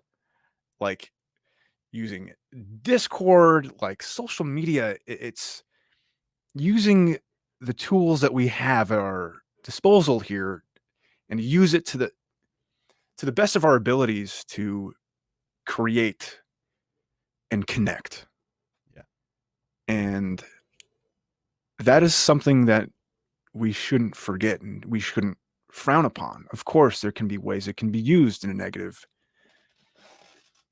context, but it's also important to realize that we're able to make those connections, human connections, with all of this. Yeah. And despite the insanity going on right now, we shouldn't lose sight of how we can use this technology for a better lifestyle, a better way of communicating. And I actually hinted at this in the very early portions of this call. I said I mentioned meeting people around the world, and I briefly said, yeah, that's crazy to think, and it really is. I never expected having a good friend of mine in Australia. That is one of my oldest friends that I've met on this platform. Like, looking back, I never would have expected anything like that 3 years ago. And I will never let that. I'll never forget that. I'll never have that go to the wayside, because once I'm able to finally fly out to Hawaii, when I'm able to try the best freaking noodles out there, bro, that is the goal. Okay? That is what I'm saying. Because and that all stems from the love of what we do. I remember when I texted that to you. Dude, you were playing Genshin Impact. I'm like, he can't do this to me right now. It is 12 a.m. and I'm starving right now. Oh, man. It's stuff like that, man. I'm thankful that we're just able to share this conversation, and once I get better at these types of conversations on a podcast like this, if I'm thankful I was invited to something like this, man. I truly am. I know the impact that you've created and that you have on this industry, because this industry, I don't. What was that? I disagree. I don't feel I do. But that's me. That thought, see, that mentality right there, man. That right there. Because you impacted me. You helped show me what an executive from Capcom deals with every day. I never would have realized that. I never would have. You helped send that message and tell that story. And that should never be put to the wayside. Because this is the potential that we need to nurture, that we need to nurture and cherish and not lose that. But I'm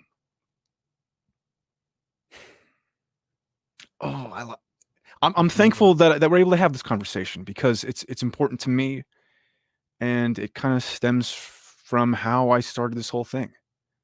And even back to that call that we had, we get each other. We're on the same wavelength in a way. You know what I mean? And that was a long call, dude. I felt awful, dude. I didn't realize that it was like almost 2 hours. I'm like, I don't want to hold this guy up. I feel awful, man. Dude, I was cool with it. Like I know, because you're like, man, I'm sorry I'm taking up your time. I'm like, no, dude, I love this. I love talking to people. Like I don't. It's one of the things, like I love talking to people. I love meeting new people, because it's always something new. It's always, getting to learn things that I may not know, getting different perspectives. I live for that. I love that. And I learned so much from you, the conversation that you and I had, which I guess for context for the audience, Tigidy is a partner on Twitch. I'm looking to become a partner. I have no idea how to apply for that, or I had no past tense. Scratch that, past tense, because I know now, because Tigidy told me. I had no idea at the time how to apply, which is insane, considering I have so many friends that are Twitch partners.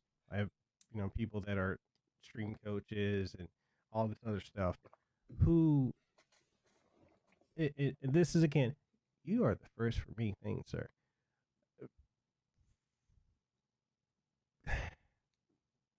I've had friends that are Twitch partners that have told me, I think I may have said this on a call, they have told me not to go for it. They have told me not to apply. Told me it's not worth it. Told me they'll screw me over. Don't do it.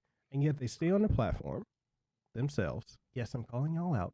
They'll stay on the platform. That was a time, man. Let's go. And it's like, I remember I've tweeted about it, which is actually how we got connected, because I made a tweet, and our mutual friend, Kathy, we love you, connected us, because I was looking for answers. And the people that, in essence, are authorities, stream coaches and all this, that sell this product, these services, wouldn't give me that answer. They're trying to push me away from it. And in my search for trying to find an answer, because I'm not trying to get I'm not trying to get partner just so, that check mark for me is not the be all end all. That check mark for me is proof to myself, is validation to myself that my hard work pays off. I got that. I got partner on YouTube when people told me I couldn't do it. And I kept searching till I found a way. And I wanted to do it with Twitch, because that means that much to me. It means that my time, my investment, the sacrifices I've made mean something. I want that validation, not to show off to anyone else, but I want it for me. And so my search led me to you. And we didn't know each other. And we had a 2-hour talk, which it could have went longer, because, true. I didn't have an issue with it.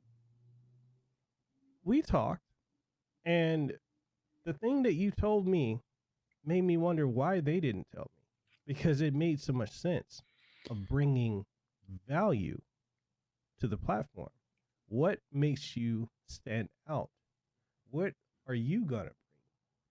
And that talk with you was so impactful. It changed completely how I looked at Twitch. And I thank you for that. I don't know if I told you, but I'm telling you now. You heard it here first. Tigidy, thank you. Because you really have no idea. I was so at a point from listening to these other partner streamers that I know, I was going to give up on it. They really had me in the mentality that this is impossible. I'll never grow. I'll never be able to make it. It's a fluke getting it. All those seeds of doubt, they planted all that. So I was at a point of giving up. I talked to you. And as corny as this may sound, you're the sunshine that made that darkness go away. You really are. You impacted me that much. And bro, I appreciate it. I really do. I appreciate you more than you know, man. The thing that gets to me, and what honestly pisses me off, man, is that those creators, those coaches that put out the content, how to get partnered, how to do this, had the gall to say something like that, not in their videos. They were, from what, that doesn't make any sense. They are putting out that content to prove exactly what them saying that totally goes against everything that they've, all those videos that they've uploaded. That makes absolutely no sense to me, bro. Because I watch those videos. Yeah. And I know I've watched a lot of videos with all of this. I've done a lot of research, and there's only so much. Yeah. I'm very careful with my words here. Yeah. I know. Let's just say I know. It is different for everyone. Yeah. Everyone has a different path. Everyone has different timing. It comes down to kind of, in a way, being at the right place at the right time, but the tenacity to keep going. Yeah. To not give what anyone else thinks, to not even care. It is finding that here, and dude, the thing is, it's cheesy finding something here, but that's just, I don't know, dude, that's the truth. That's what I've learned from all the superhero movies that I've watched growing up, man. This is like, they weren't just making it up on the fly. I don't know, dude. And that's kind of like what I've learned from like being a part of gaming. And I truly, dude, I let this whole thing be a part of my life. Dude, you know what? It is cheesy, but I don't freaking care. It's being a part of, like, having a whole soundtrack of video game music on my phone to let that drive me, because they sent a message. Yeah. These characters sent a message, and I'm a person where I haven't lost that. Mm-hmm. I let that affect me. I let that drive me. And they were kind of saying, like, who cares? Do it. Do what you want to do. Strive for it, and to not give up. Yeah. I don't care how cheesy it sounds, man. That's what drove me. And I think there really is something to that. And it's being, and you know what? People even call me out in my own chat. Like, I am it's the difference between growing older and growing up. Yeah. It's still having that, I don't know, dude. I don't even want to say childish, man. But I don't care. I don't know. It's true. Yeah. I haven't lost that, because that had a positive impact on my life. And that's kind of how I've chosen to lead my interests. However, it's having that while balancing the true responsibilities that come with this career path, any career path. You know what I mean? Yeah. Like, it's taking what you've learned all those early years and taking those messages and adding that to the responsibility. I want to listen to the Dark Knight soundtrack now, man. Gotta get some Hans Zimmer going. Oh, stuff like that, dude. That's what drives me. I don't want to lose that. So that's kind of also goes back to how I started this. Let's go, bro. Let's do it. Let's go.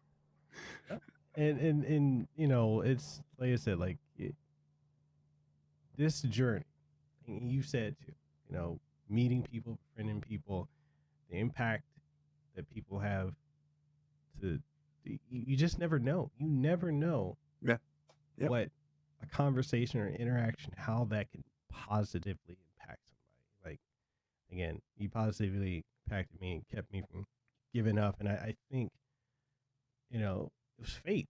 As corny as that may sound, I think it was fate. We you know, you came into my life for a reason. You helped me gain perspective that I didn't have, and I'm greatly appreciative of it.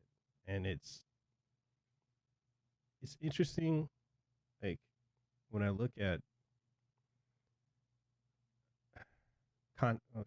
it's kind of this is careful with my words. Because we have to be careful. You know, we have to be careful. You can edit it out. Yeah, all right. No, well, yeah, I could. But you know what? No, I feel you, man. Trust me. To hell with it. There's something I've seen where, when it comes to other creators, other streamers on Twitter, where there is this level of constant drama. Constantly something is going on, and it's like, which the people, the coaches and stuff that told me not to do it, not to go for it, they live in this drama. And again, you know, several other people I know that are streamers, when I look at your timelines on Twitter and social media, all that drama is not there. And I feel like it's a situation of, if you look hard enough for something, you'll find it. If you're always, and I'm prefacing this to drama because I know there's many variables that we can't control as humans. But if you're a streamer and you're always finding yourself in drama, what is your focus? What are you shifting your attention to? Because I had to go and start muting people, because that negative, and I'm sensitive to I don't know if it's a Polynesian thing or whatever, but I'm very sensitive to energy, vibes, I guess you could say. And when I go on Twitter, I actually have lately had to, well, within this year, last couple of years, I've had to like limit my time on it, because there's so much people I know that have a lot of negativity. They're always posting something negative, and it's like, we just can't expose ourselves to that, man. Yeah. And I know some people would be like, oh, well, you're sheltering yourself. There's a thing called self-preservation. You have to do it. Like, I can't go on, because like for us, we have to be on social media. Yeah. We have to you know, to interact with people we know, the companies, brands promote our stuff, our work. We have to get on there. And sometimes when you get on and all you see is negative, or whatever's going on in the world right now, the insanity is going on, that can drag you down and just not only affect you as a creator, but it can affect you throughout your day. It just exactly, shifts man. Everything. So like for me, a lot of these streamers and these YouTubers, they're always going at each other over drama, and I'm over here like, I don't care. Let me start exposing myself to any of that trash, bro. Like what? Right. What kind of stuff do they want to create? What kind of life do they want to lead? Having that be their driving force of creation. Like, yeah. If that is that what they have to rely on in order to make good content? Like, what is it? Like, I personally don't understand. I mean, well, okay. Let me rephrase that. They want the clickbait titles. Yeah. They want people to look at that title and that thumbnail and just boom, instant click. What is going on? Yeah. Like, that is the short-term like, what's the right phrase? Like short term like hit that they get. Yeah. But I think, at least for me, I've realized that if I were ever to go down that route, bro, it's not sustainable. Yeah. It's not worth it. And I know that it's important to me. I want to create something where I one day want to have this be sustainable. I want to be able to look back at this and say, this is how I started. Like 5 years from now, this is like how this is the stepping stones to where I've gotten. Yeah. And I want people to see the name Tigidy and to associate that with positivity and a healthy environment where we still can have fun and poke fun at each other, but in a way that it's all based from like having a good time. Yeah. And a place where people can feel comfortable, just chill, just say what's on their mind, and not even worry about someone being like, well, what about this and what about that and what about all, like, what? It's not freaking worth it, man. And I want to, I want to look back at this and show that, like, this came from a good place. I'm not trying to start nothing. I'm not trying to start crap with anyone. I'm not trying to poke fights. I want to share what freaking just drove me. Yeah. Yeah. And honestly, I kind of, looking back even to the very beginning of this talk, man, one of the things that helped that as I mentioned earlier, one of the things that helped me get through streams was friendships and feeling comfortable with those in chat, those that want to have the conversation, those that are there for you, because I know the friends that I've met through this, they understand me. Yeah. They know what I've gone through and just where my mind's at. Yeah. For better or for worse, they know me decently well. I can say.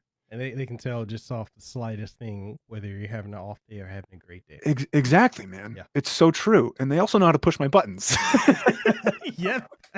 But I'm thankful for that, because I don't know, man. It's something that I'm grateful for. Yeah. And what I'd realized at the beginning of this talk, I knew, I just realized this as we were at this point of the call. I realized if I had chat right here on this side of the screen, I imagine that I wouldn't have even felt that nervousness when I first started. Because the truth is, I know you've got my back. I've got your back. But it's crazy just to think that there's a whole chat room of people that also have your back. Yeah. And they can tell when I get nervous too. I think they know. So that kind of helped solidify this thing too. And it's crazy to think that seeing them is like a comfort in a way. Yeah. They're like, bro, we got you, man. Like, just have fun, okay? Because there's some times where I'm not the best at doing that for myself. Mm-hmm. Dude, when I was in middle school, I was those are like the dark days, bro. That was like, I was wearing my retainer, like my hair was spiked up. I always wore like a sweater vest. No, like a zipper fleece vest, thinking that I was a cool kid. But I didn't have that confidence. I did not have a single ounce of confidence. And there was a part of me, a part of that has not completely left. Mm-hmm. That still exists. It's still there, unfortunately. And it's something that's affected my career in auditioning and going through college, and a level of confidence that I was missing for a huge part of my life. A lot of people would not believe that if they tune into my streams now, because they understand. They understand me. They've seen me at my worst. They've seen me at my best. And that I am I can't even express how grateful that I am for that. Yeah. And the more that I remind myself that they are the backbone to everything that I've built, this wouldn't exist without them. I need to I know that they're also a backbone for believing in me. And I need that for myself. I need to work on that for myself. So I don't have to record 4 videos and only feeling confident enough to upload 1. You know? And that's something, again, it goes back to that muscle we need to work. And if you need help with your videos, man, you have my number. I do this all day, brother. I appreciate that, dude. I really do. I don't mean to like, I appreciate that more than you know. My greatest there are times where I consider it a blessing, but it's mostly a curse.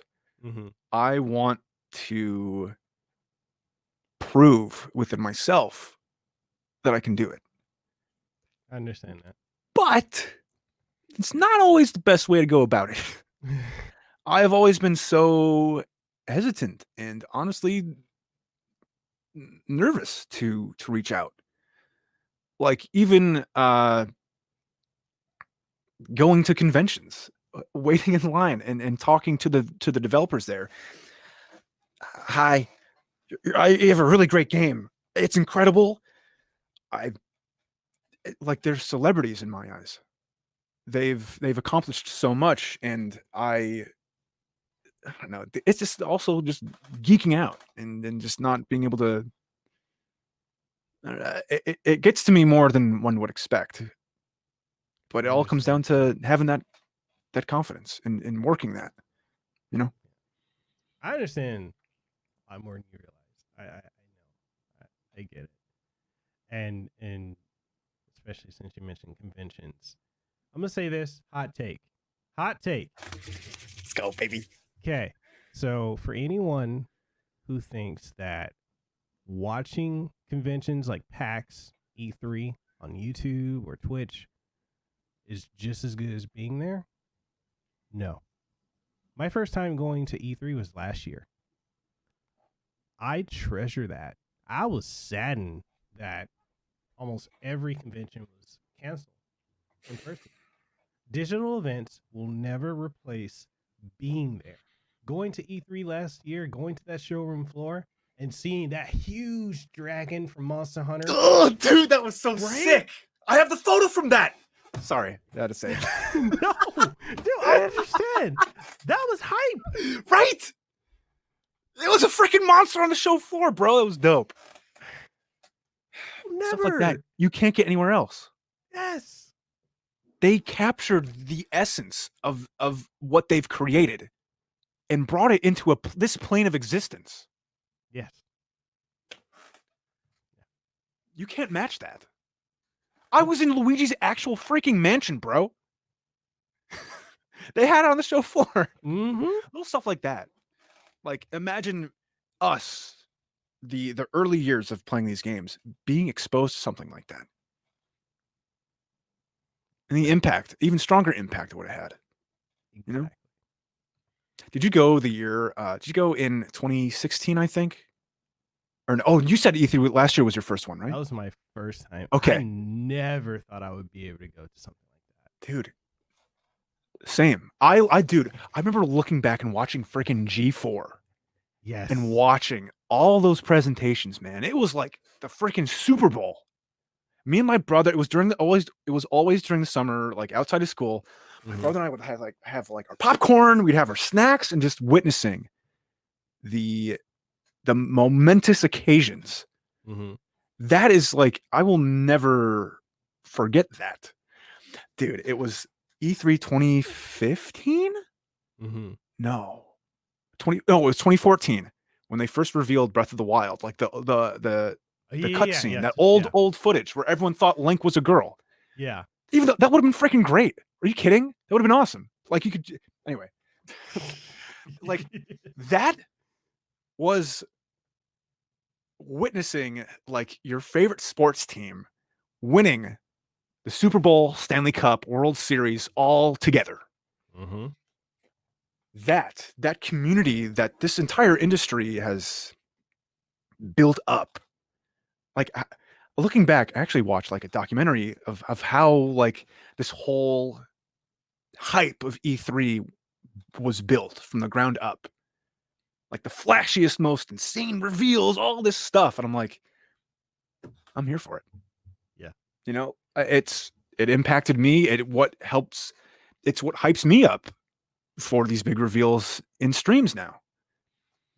Like the most recent, one of the recent videos I put up was my reaction to Age of Calamity, the Hyrule Warriors trailer.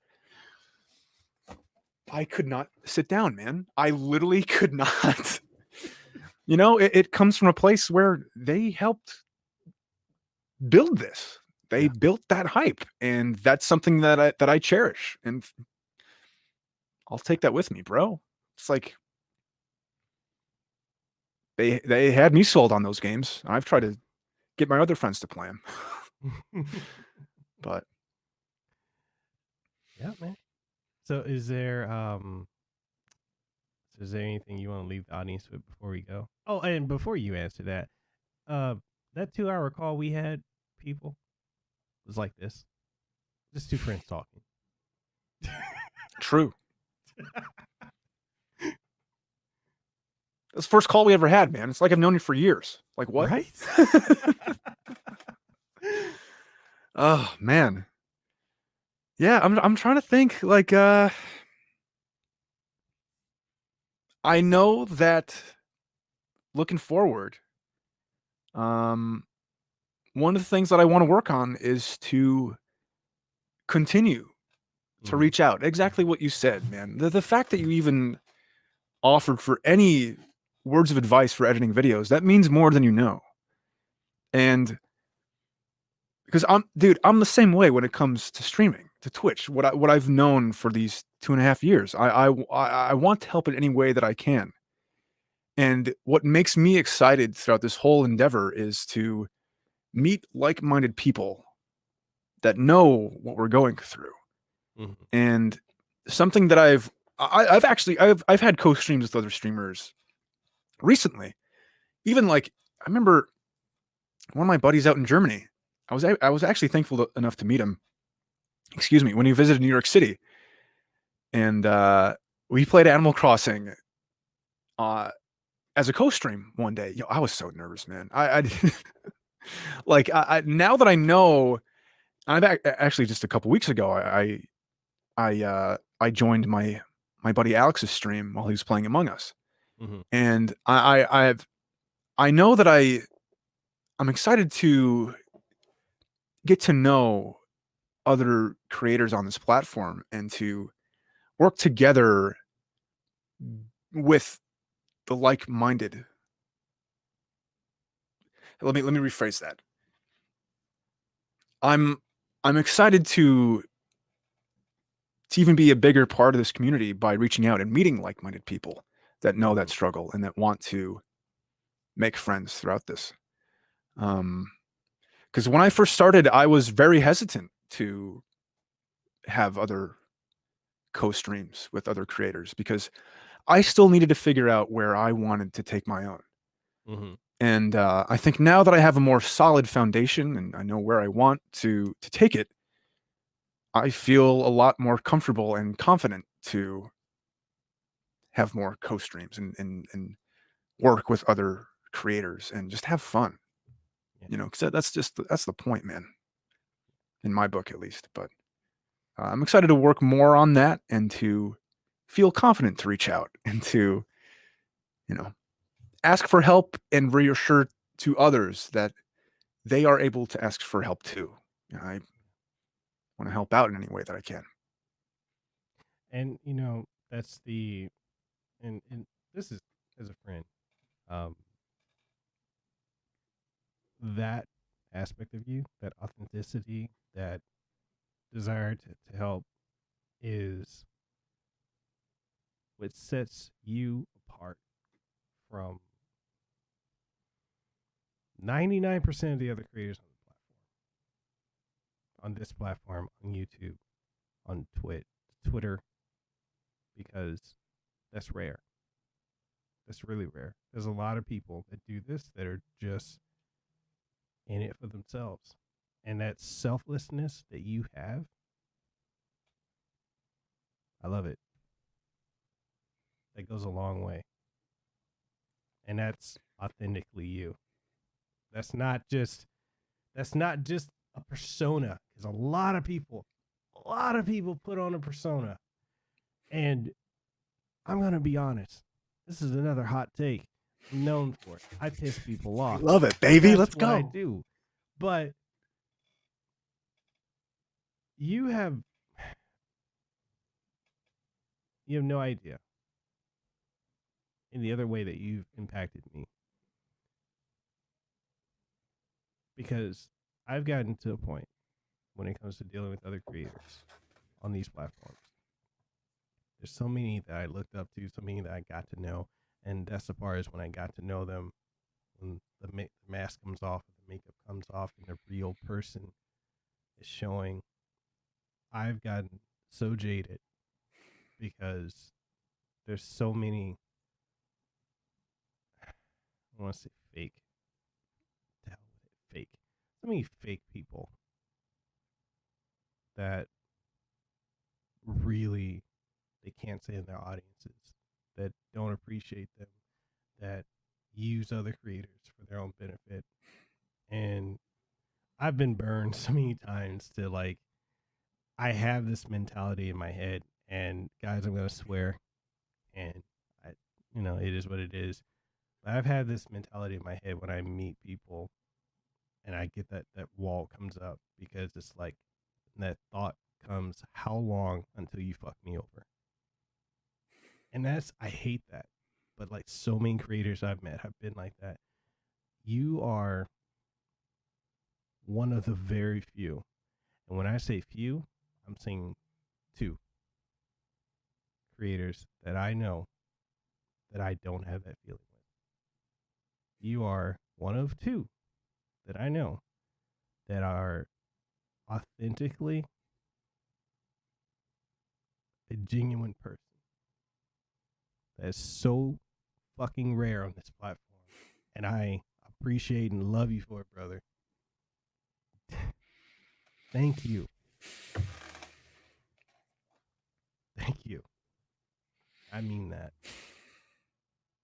You have no idea how much what you do and just how you are as a person, how it not only impacts me, but impacts people around the world. And I'm not just saying that to blow smoke up your butt, man. I mean that. What you do matters. And it's changing and helping a lot of people. So never lose sight of who you are and what you're doing. You keep doing what you're doing. The hell, anyone who has an issue with you or tells you to stop doing this, you send them to me. I freaking love you, bro. Come here. Right? Come here, man. I honestly, thank you, man. Yeah. From the bottom of my being, dude. Like I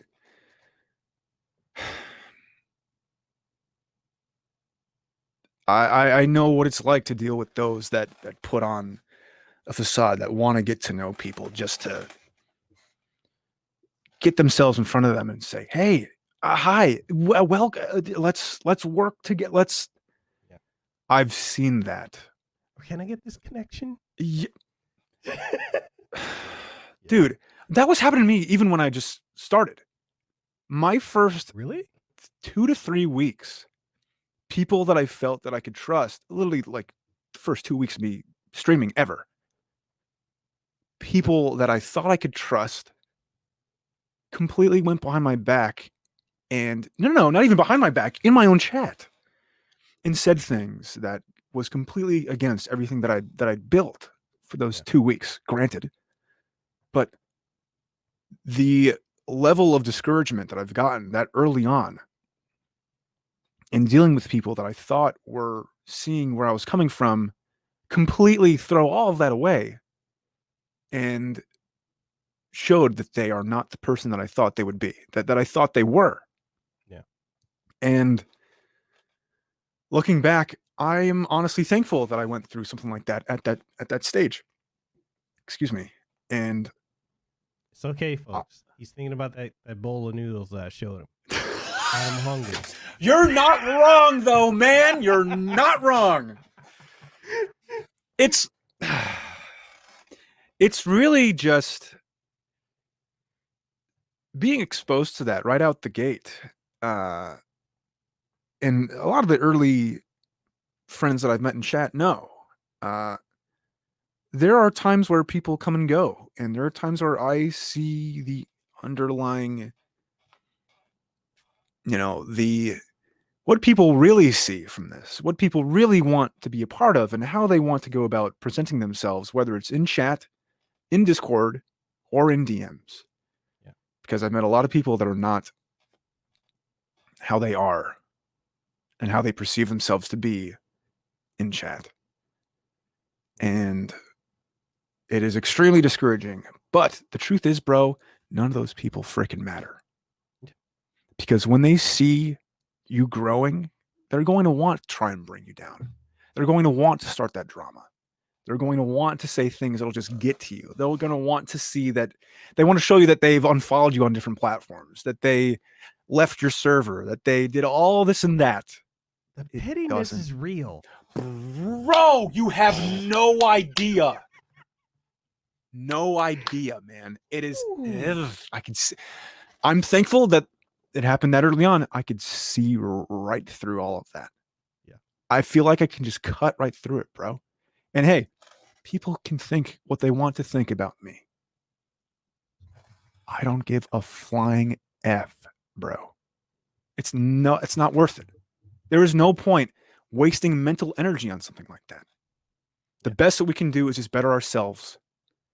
Learn, see what mistakes others are making around us, and also look at our own mistakes. Yeah. Because I'm not perfect.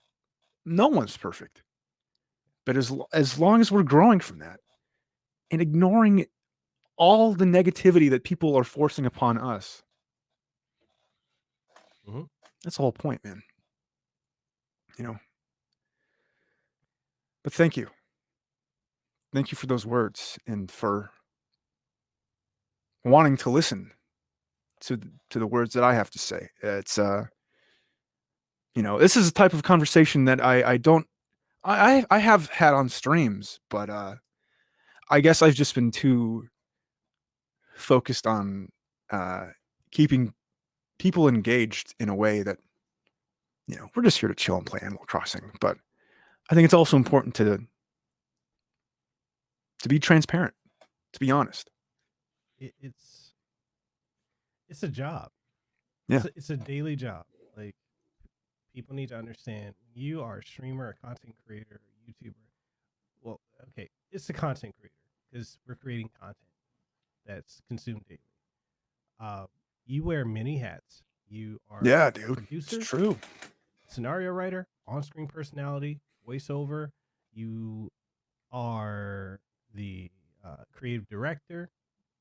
You are the publicist, the PR person. Yeah. You have a lot to do, and you have to maintain relationships with your audience. You have to engage with them every day.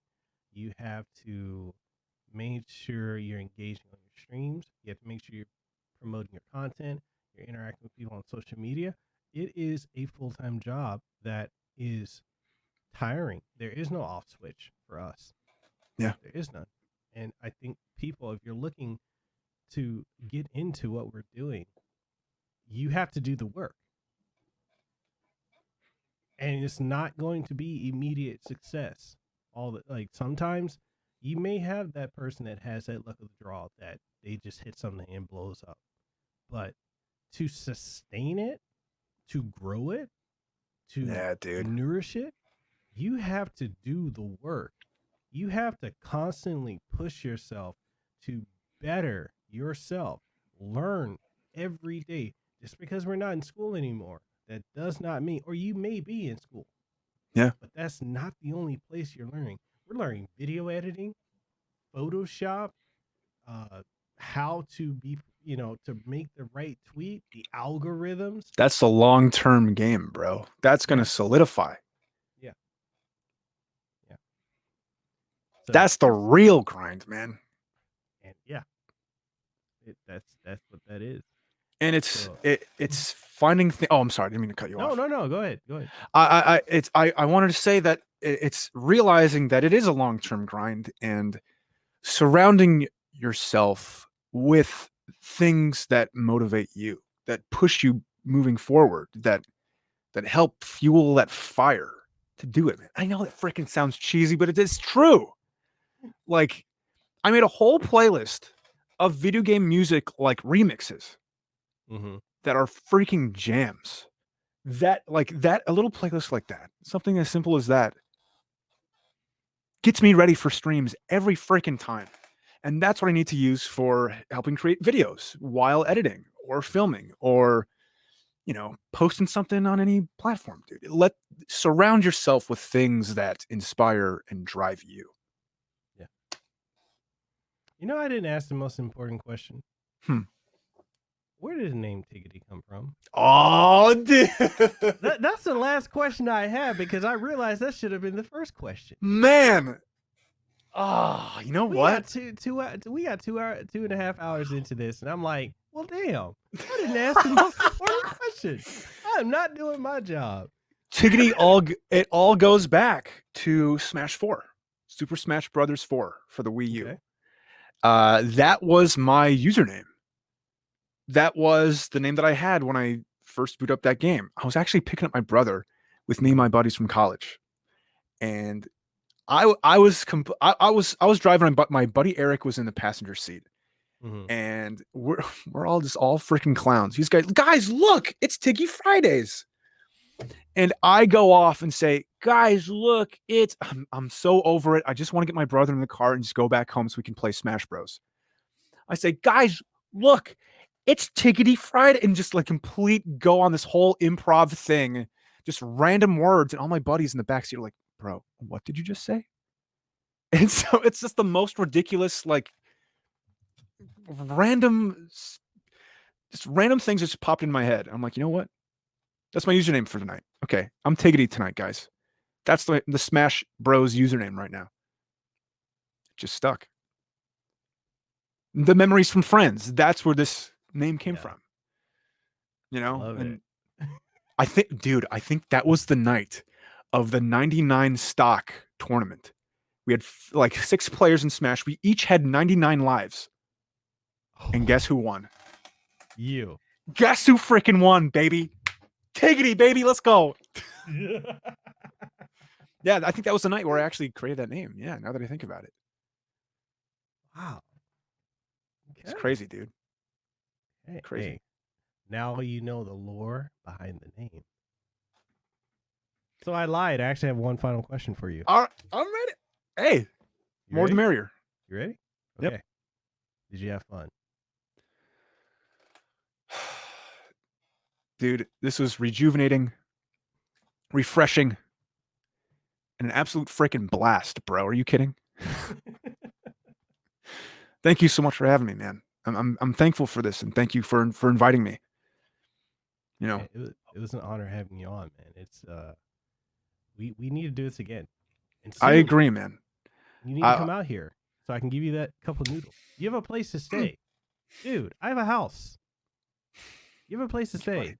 I'm a minute away from Waikiki. If you look out my kitchen window, you got Waikiki, you got 2 best hiking spots, and you got every restaurant for every type of food, every ethnicity within a 2-minute radius.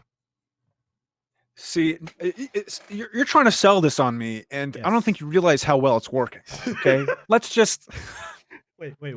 Should I text you another picture of food? Okay, I'm going to text you some food then. Did you? I'm going to. I don't think I'm you gonna be realize. mean. I don't think you realize the impact that you have. This power that food has. Okay, it's not fair. And hey, It's not fair. if you ever want to visit upstate New York in the middle of nowhere, I don't know. I mean, it's beautiful out here, actually. If you want to, we got a cabin space here for you, buddy. Okay. In the cold of winter, I know that's a hard sell. I can't really sell that one. No, dude, we only have 3 types of temperatures here in Hawaii: hot, hot, and hotter. Come on now. I would love to have some cold weather. And I think I found. Did I find the right food? Ooh, okay. So I'm gonna send you this just because I'm mean. I swear to God, dude. So this is what we call Loco Moco. Let's see. Did I add it? Got Loco Moco. Got Hawaiian Mochiko style chicken. Booyah. Booyah. I just texted it to you. There you go. You know how big those plates are? They're like, look, literally from here to here. Here. That's how big it is. Imagine like a Monster Hunter plate. Like before you take on a boss that size. That's the meal you would devour before a final fight like that. Mm-hmm. Don't even, dude. I haven't received it yet, but I'm sure you already know my reaction to it. Yes, I know. It's gonna be bro. ... Okay, here it is. Ready? Yeah. Okay. Yeah. I'm not looking until it's actually pulled up. Yeah.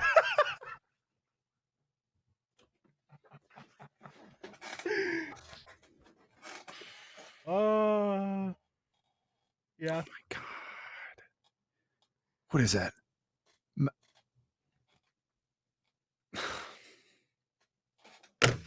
It's good.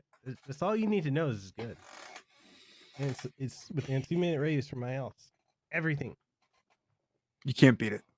No. You can. Don't rub it in. Oh man. So tell people again where they can find you on social media, and I'll also leave links in the description of the podcast, whether they're watching or listening to it. They'll be able to. Yes, absolutely. I actually took a note from someone that I look up to. Okay. I did something like this. Hey, there it is, who baby. did that. Yeah, right. That's what I'm saying, baby. I know that the Twitter and Instagram handle is slightly different from the Twitch and YouTube one, but so I figured this was the best way to kind of, show how it is. Hey, you got a Discord partner. That's hard to do. Oh man, that's a whole different discussion, man. Yeah. That I'm thankful I was able to, voice chat. I had voice chats like 3 nights a week playing Mario Kart. That's how it was when I started, and that's what I try to keep up recently. But I haven't had to as much because I've been trying to make more YouTube stuff. But the next time when I'm not as nervous getting on podcast, we can delve into that too. But okay. Thank you, bro. Because next time if we do this live next time, there is a let's do it, man. You'll be able to see the chat live. Yeah, dude. There's a tab. I think it's on the right side. Yeah. Yes. I'm excited, buddy. Yes. This has been. It doesn't even feel like it's been 2.5 hours. I know, dude. It's crazy. The only thing that reminds us is food and what I sent you. So there he goes, rubbing it in. Hey. So, inside early look at something that is coming out soon. Okay, let's see it, baby. Let's see it. Okay. So, Pro Control. This is Nintendo's version of, because I don't think Nintendo will make it, but this is PDP. They've stepped up their quality, their R&D. It is incredibly comfortable. The D-pad is actually better. Like, okay, I can take that off. The D-pad is better than the one on the Switch Pro controller. You can change out your thumbsticks if you want.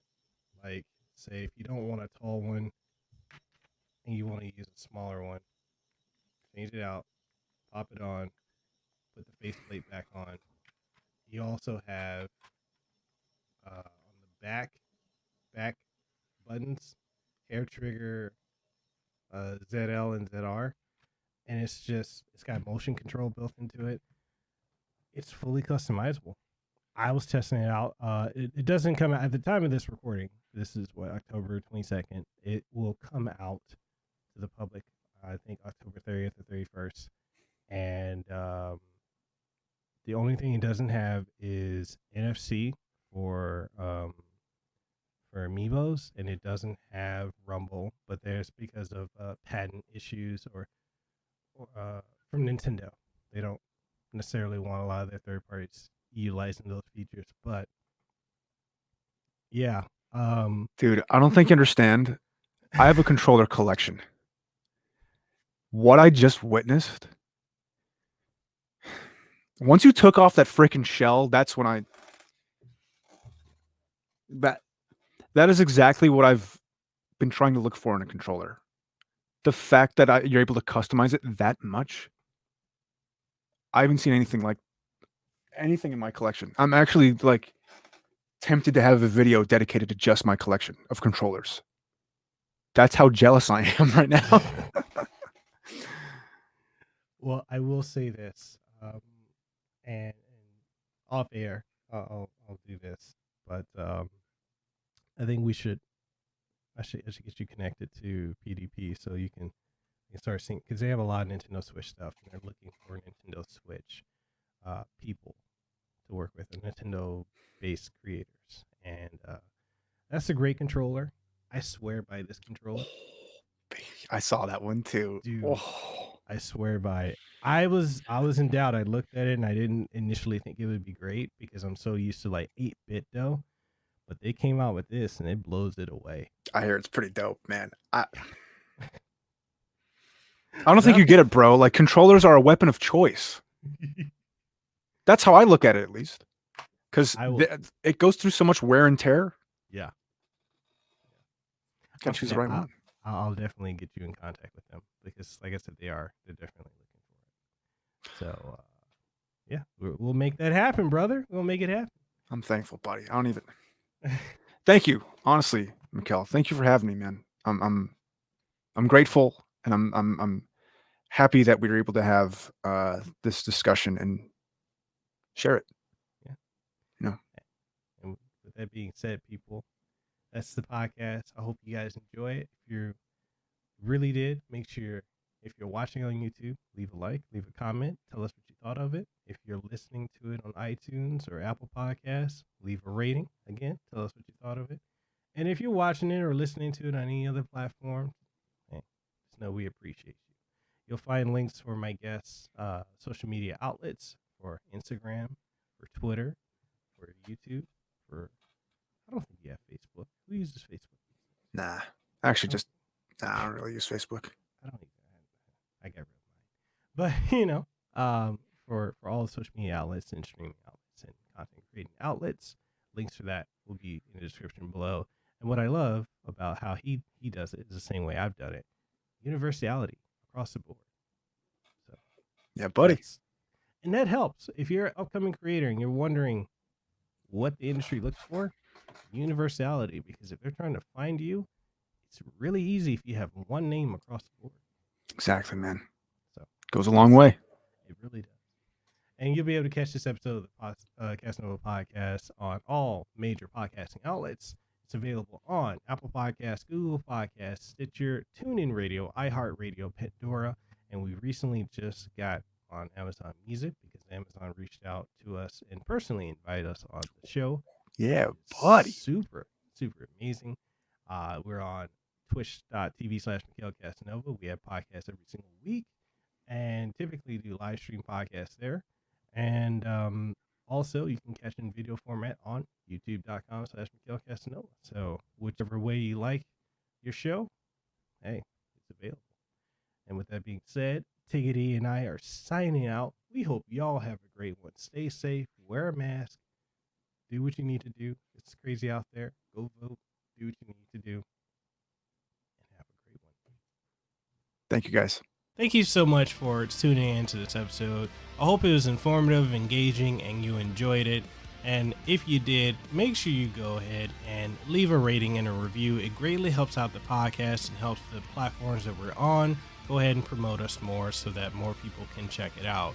And if you're wondering what all platforms we're on, aside from what you've listened to it on, we're available on Apple Podcasts, Google Podcasts, Stitcher, TuneIn Radio, Pandora, Spotify, Amazon Music, and more. And if you want to support the podcast, then we've got Patreon, so patreon.com/MikhailKasanova, which allows us to continue doing what we're doing. If you're looking for this in video format, we're also available on twitch.tv/MikhailKasanova, as well as youtube.com/MikhailKasanova. So with all that being said, I'll catch you on the next episode of Hawaii's #1 podcast and the #1 podcast in the Pacific, the Kasanova Podcast. You have a great day, and I'll see you on the next one.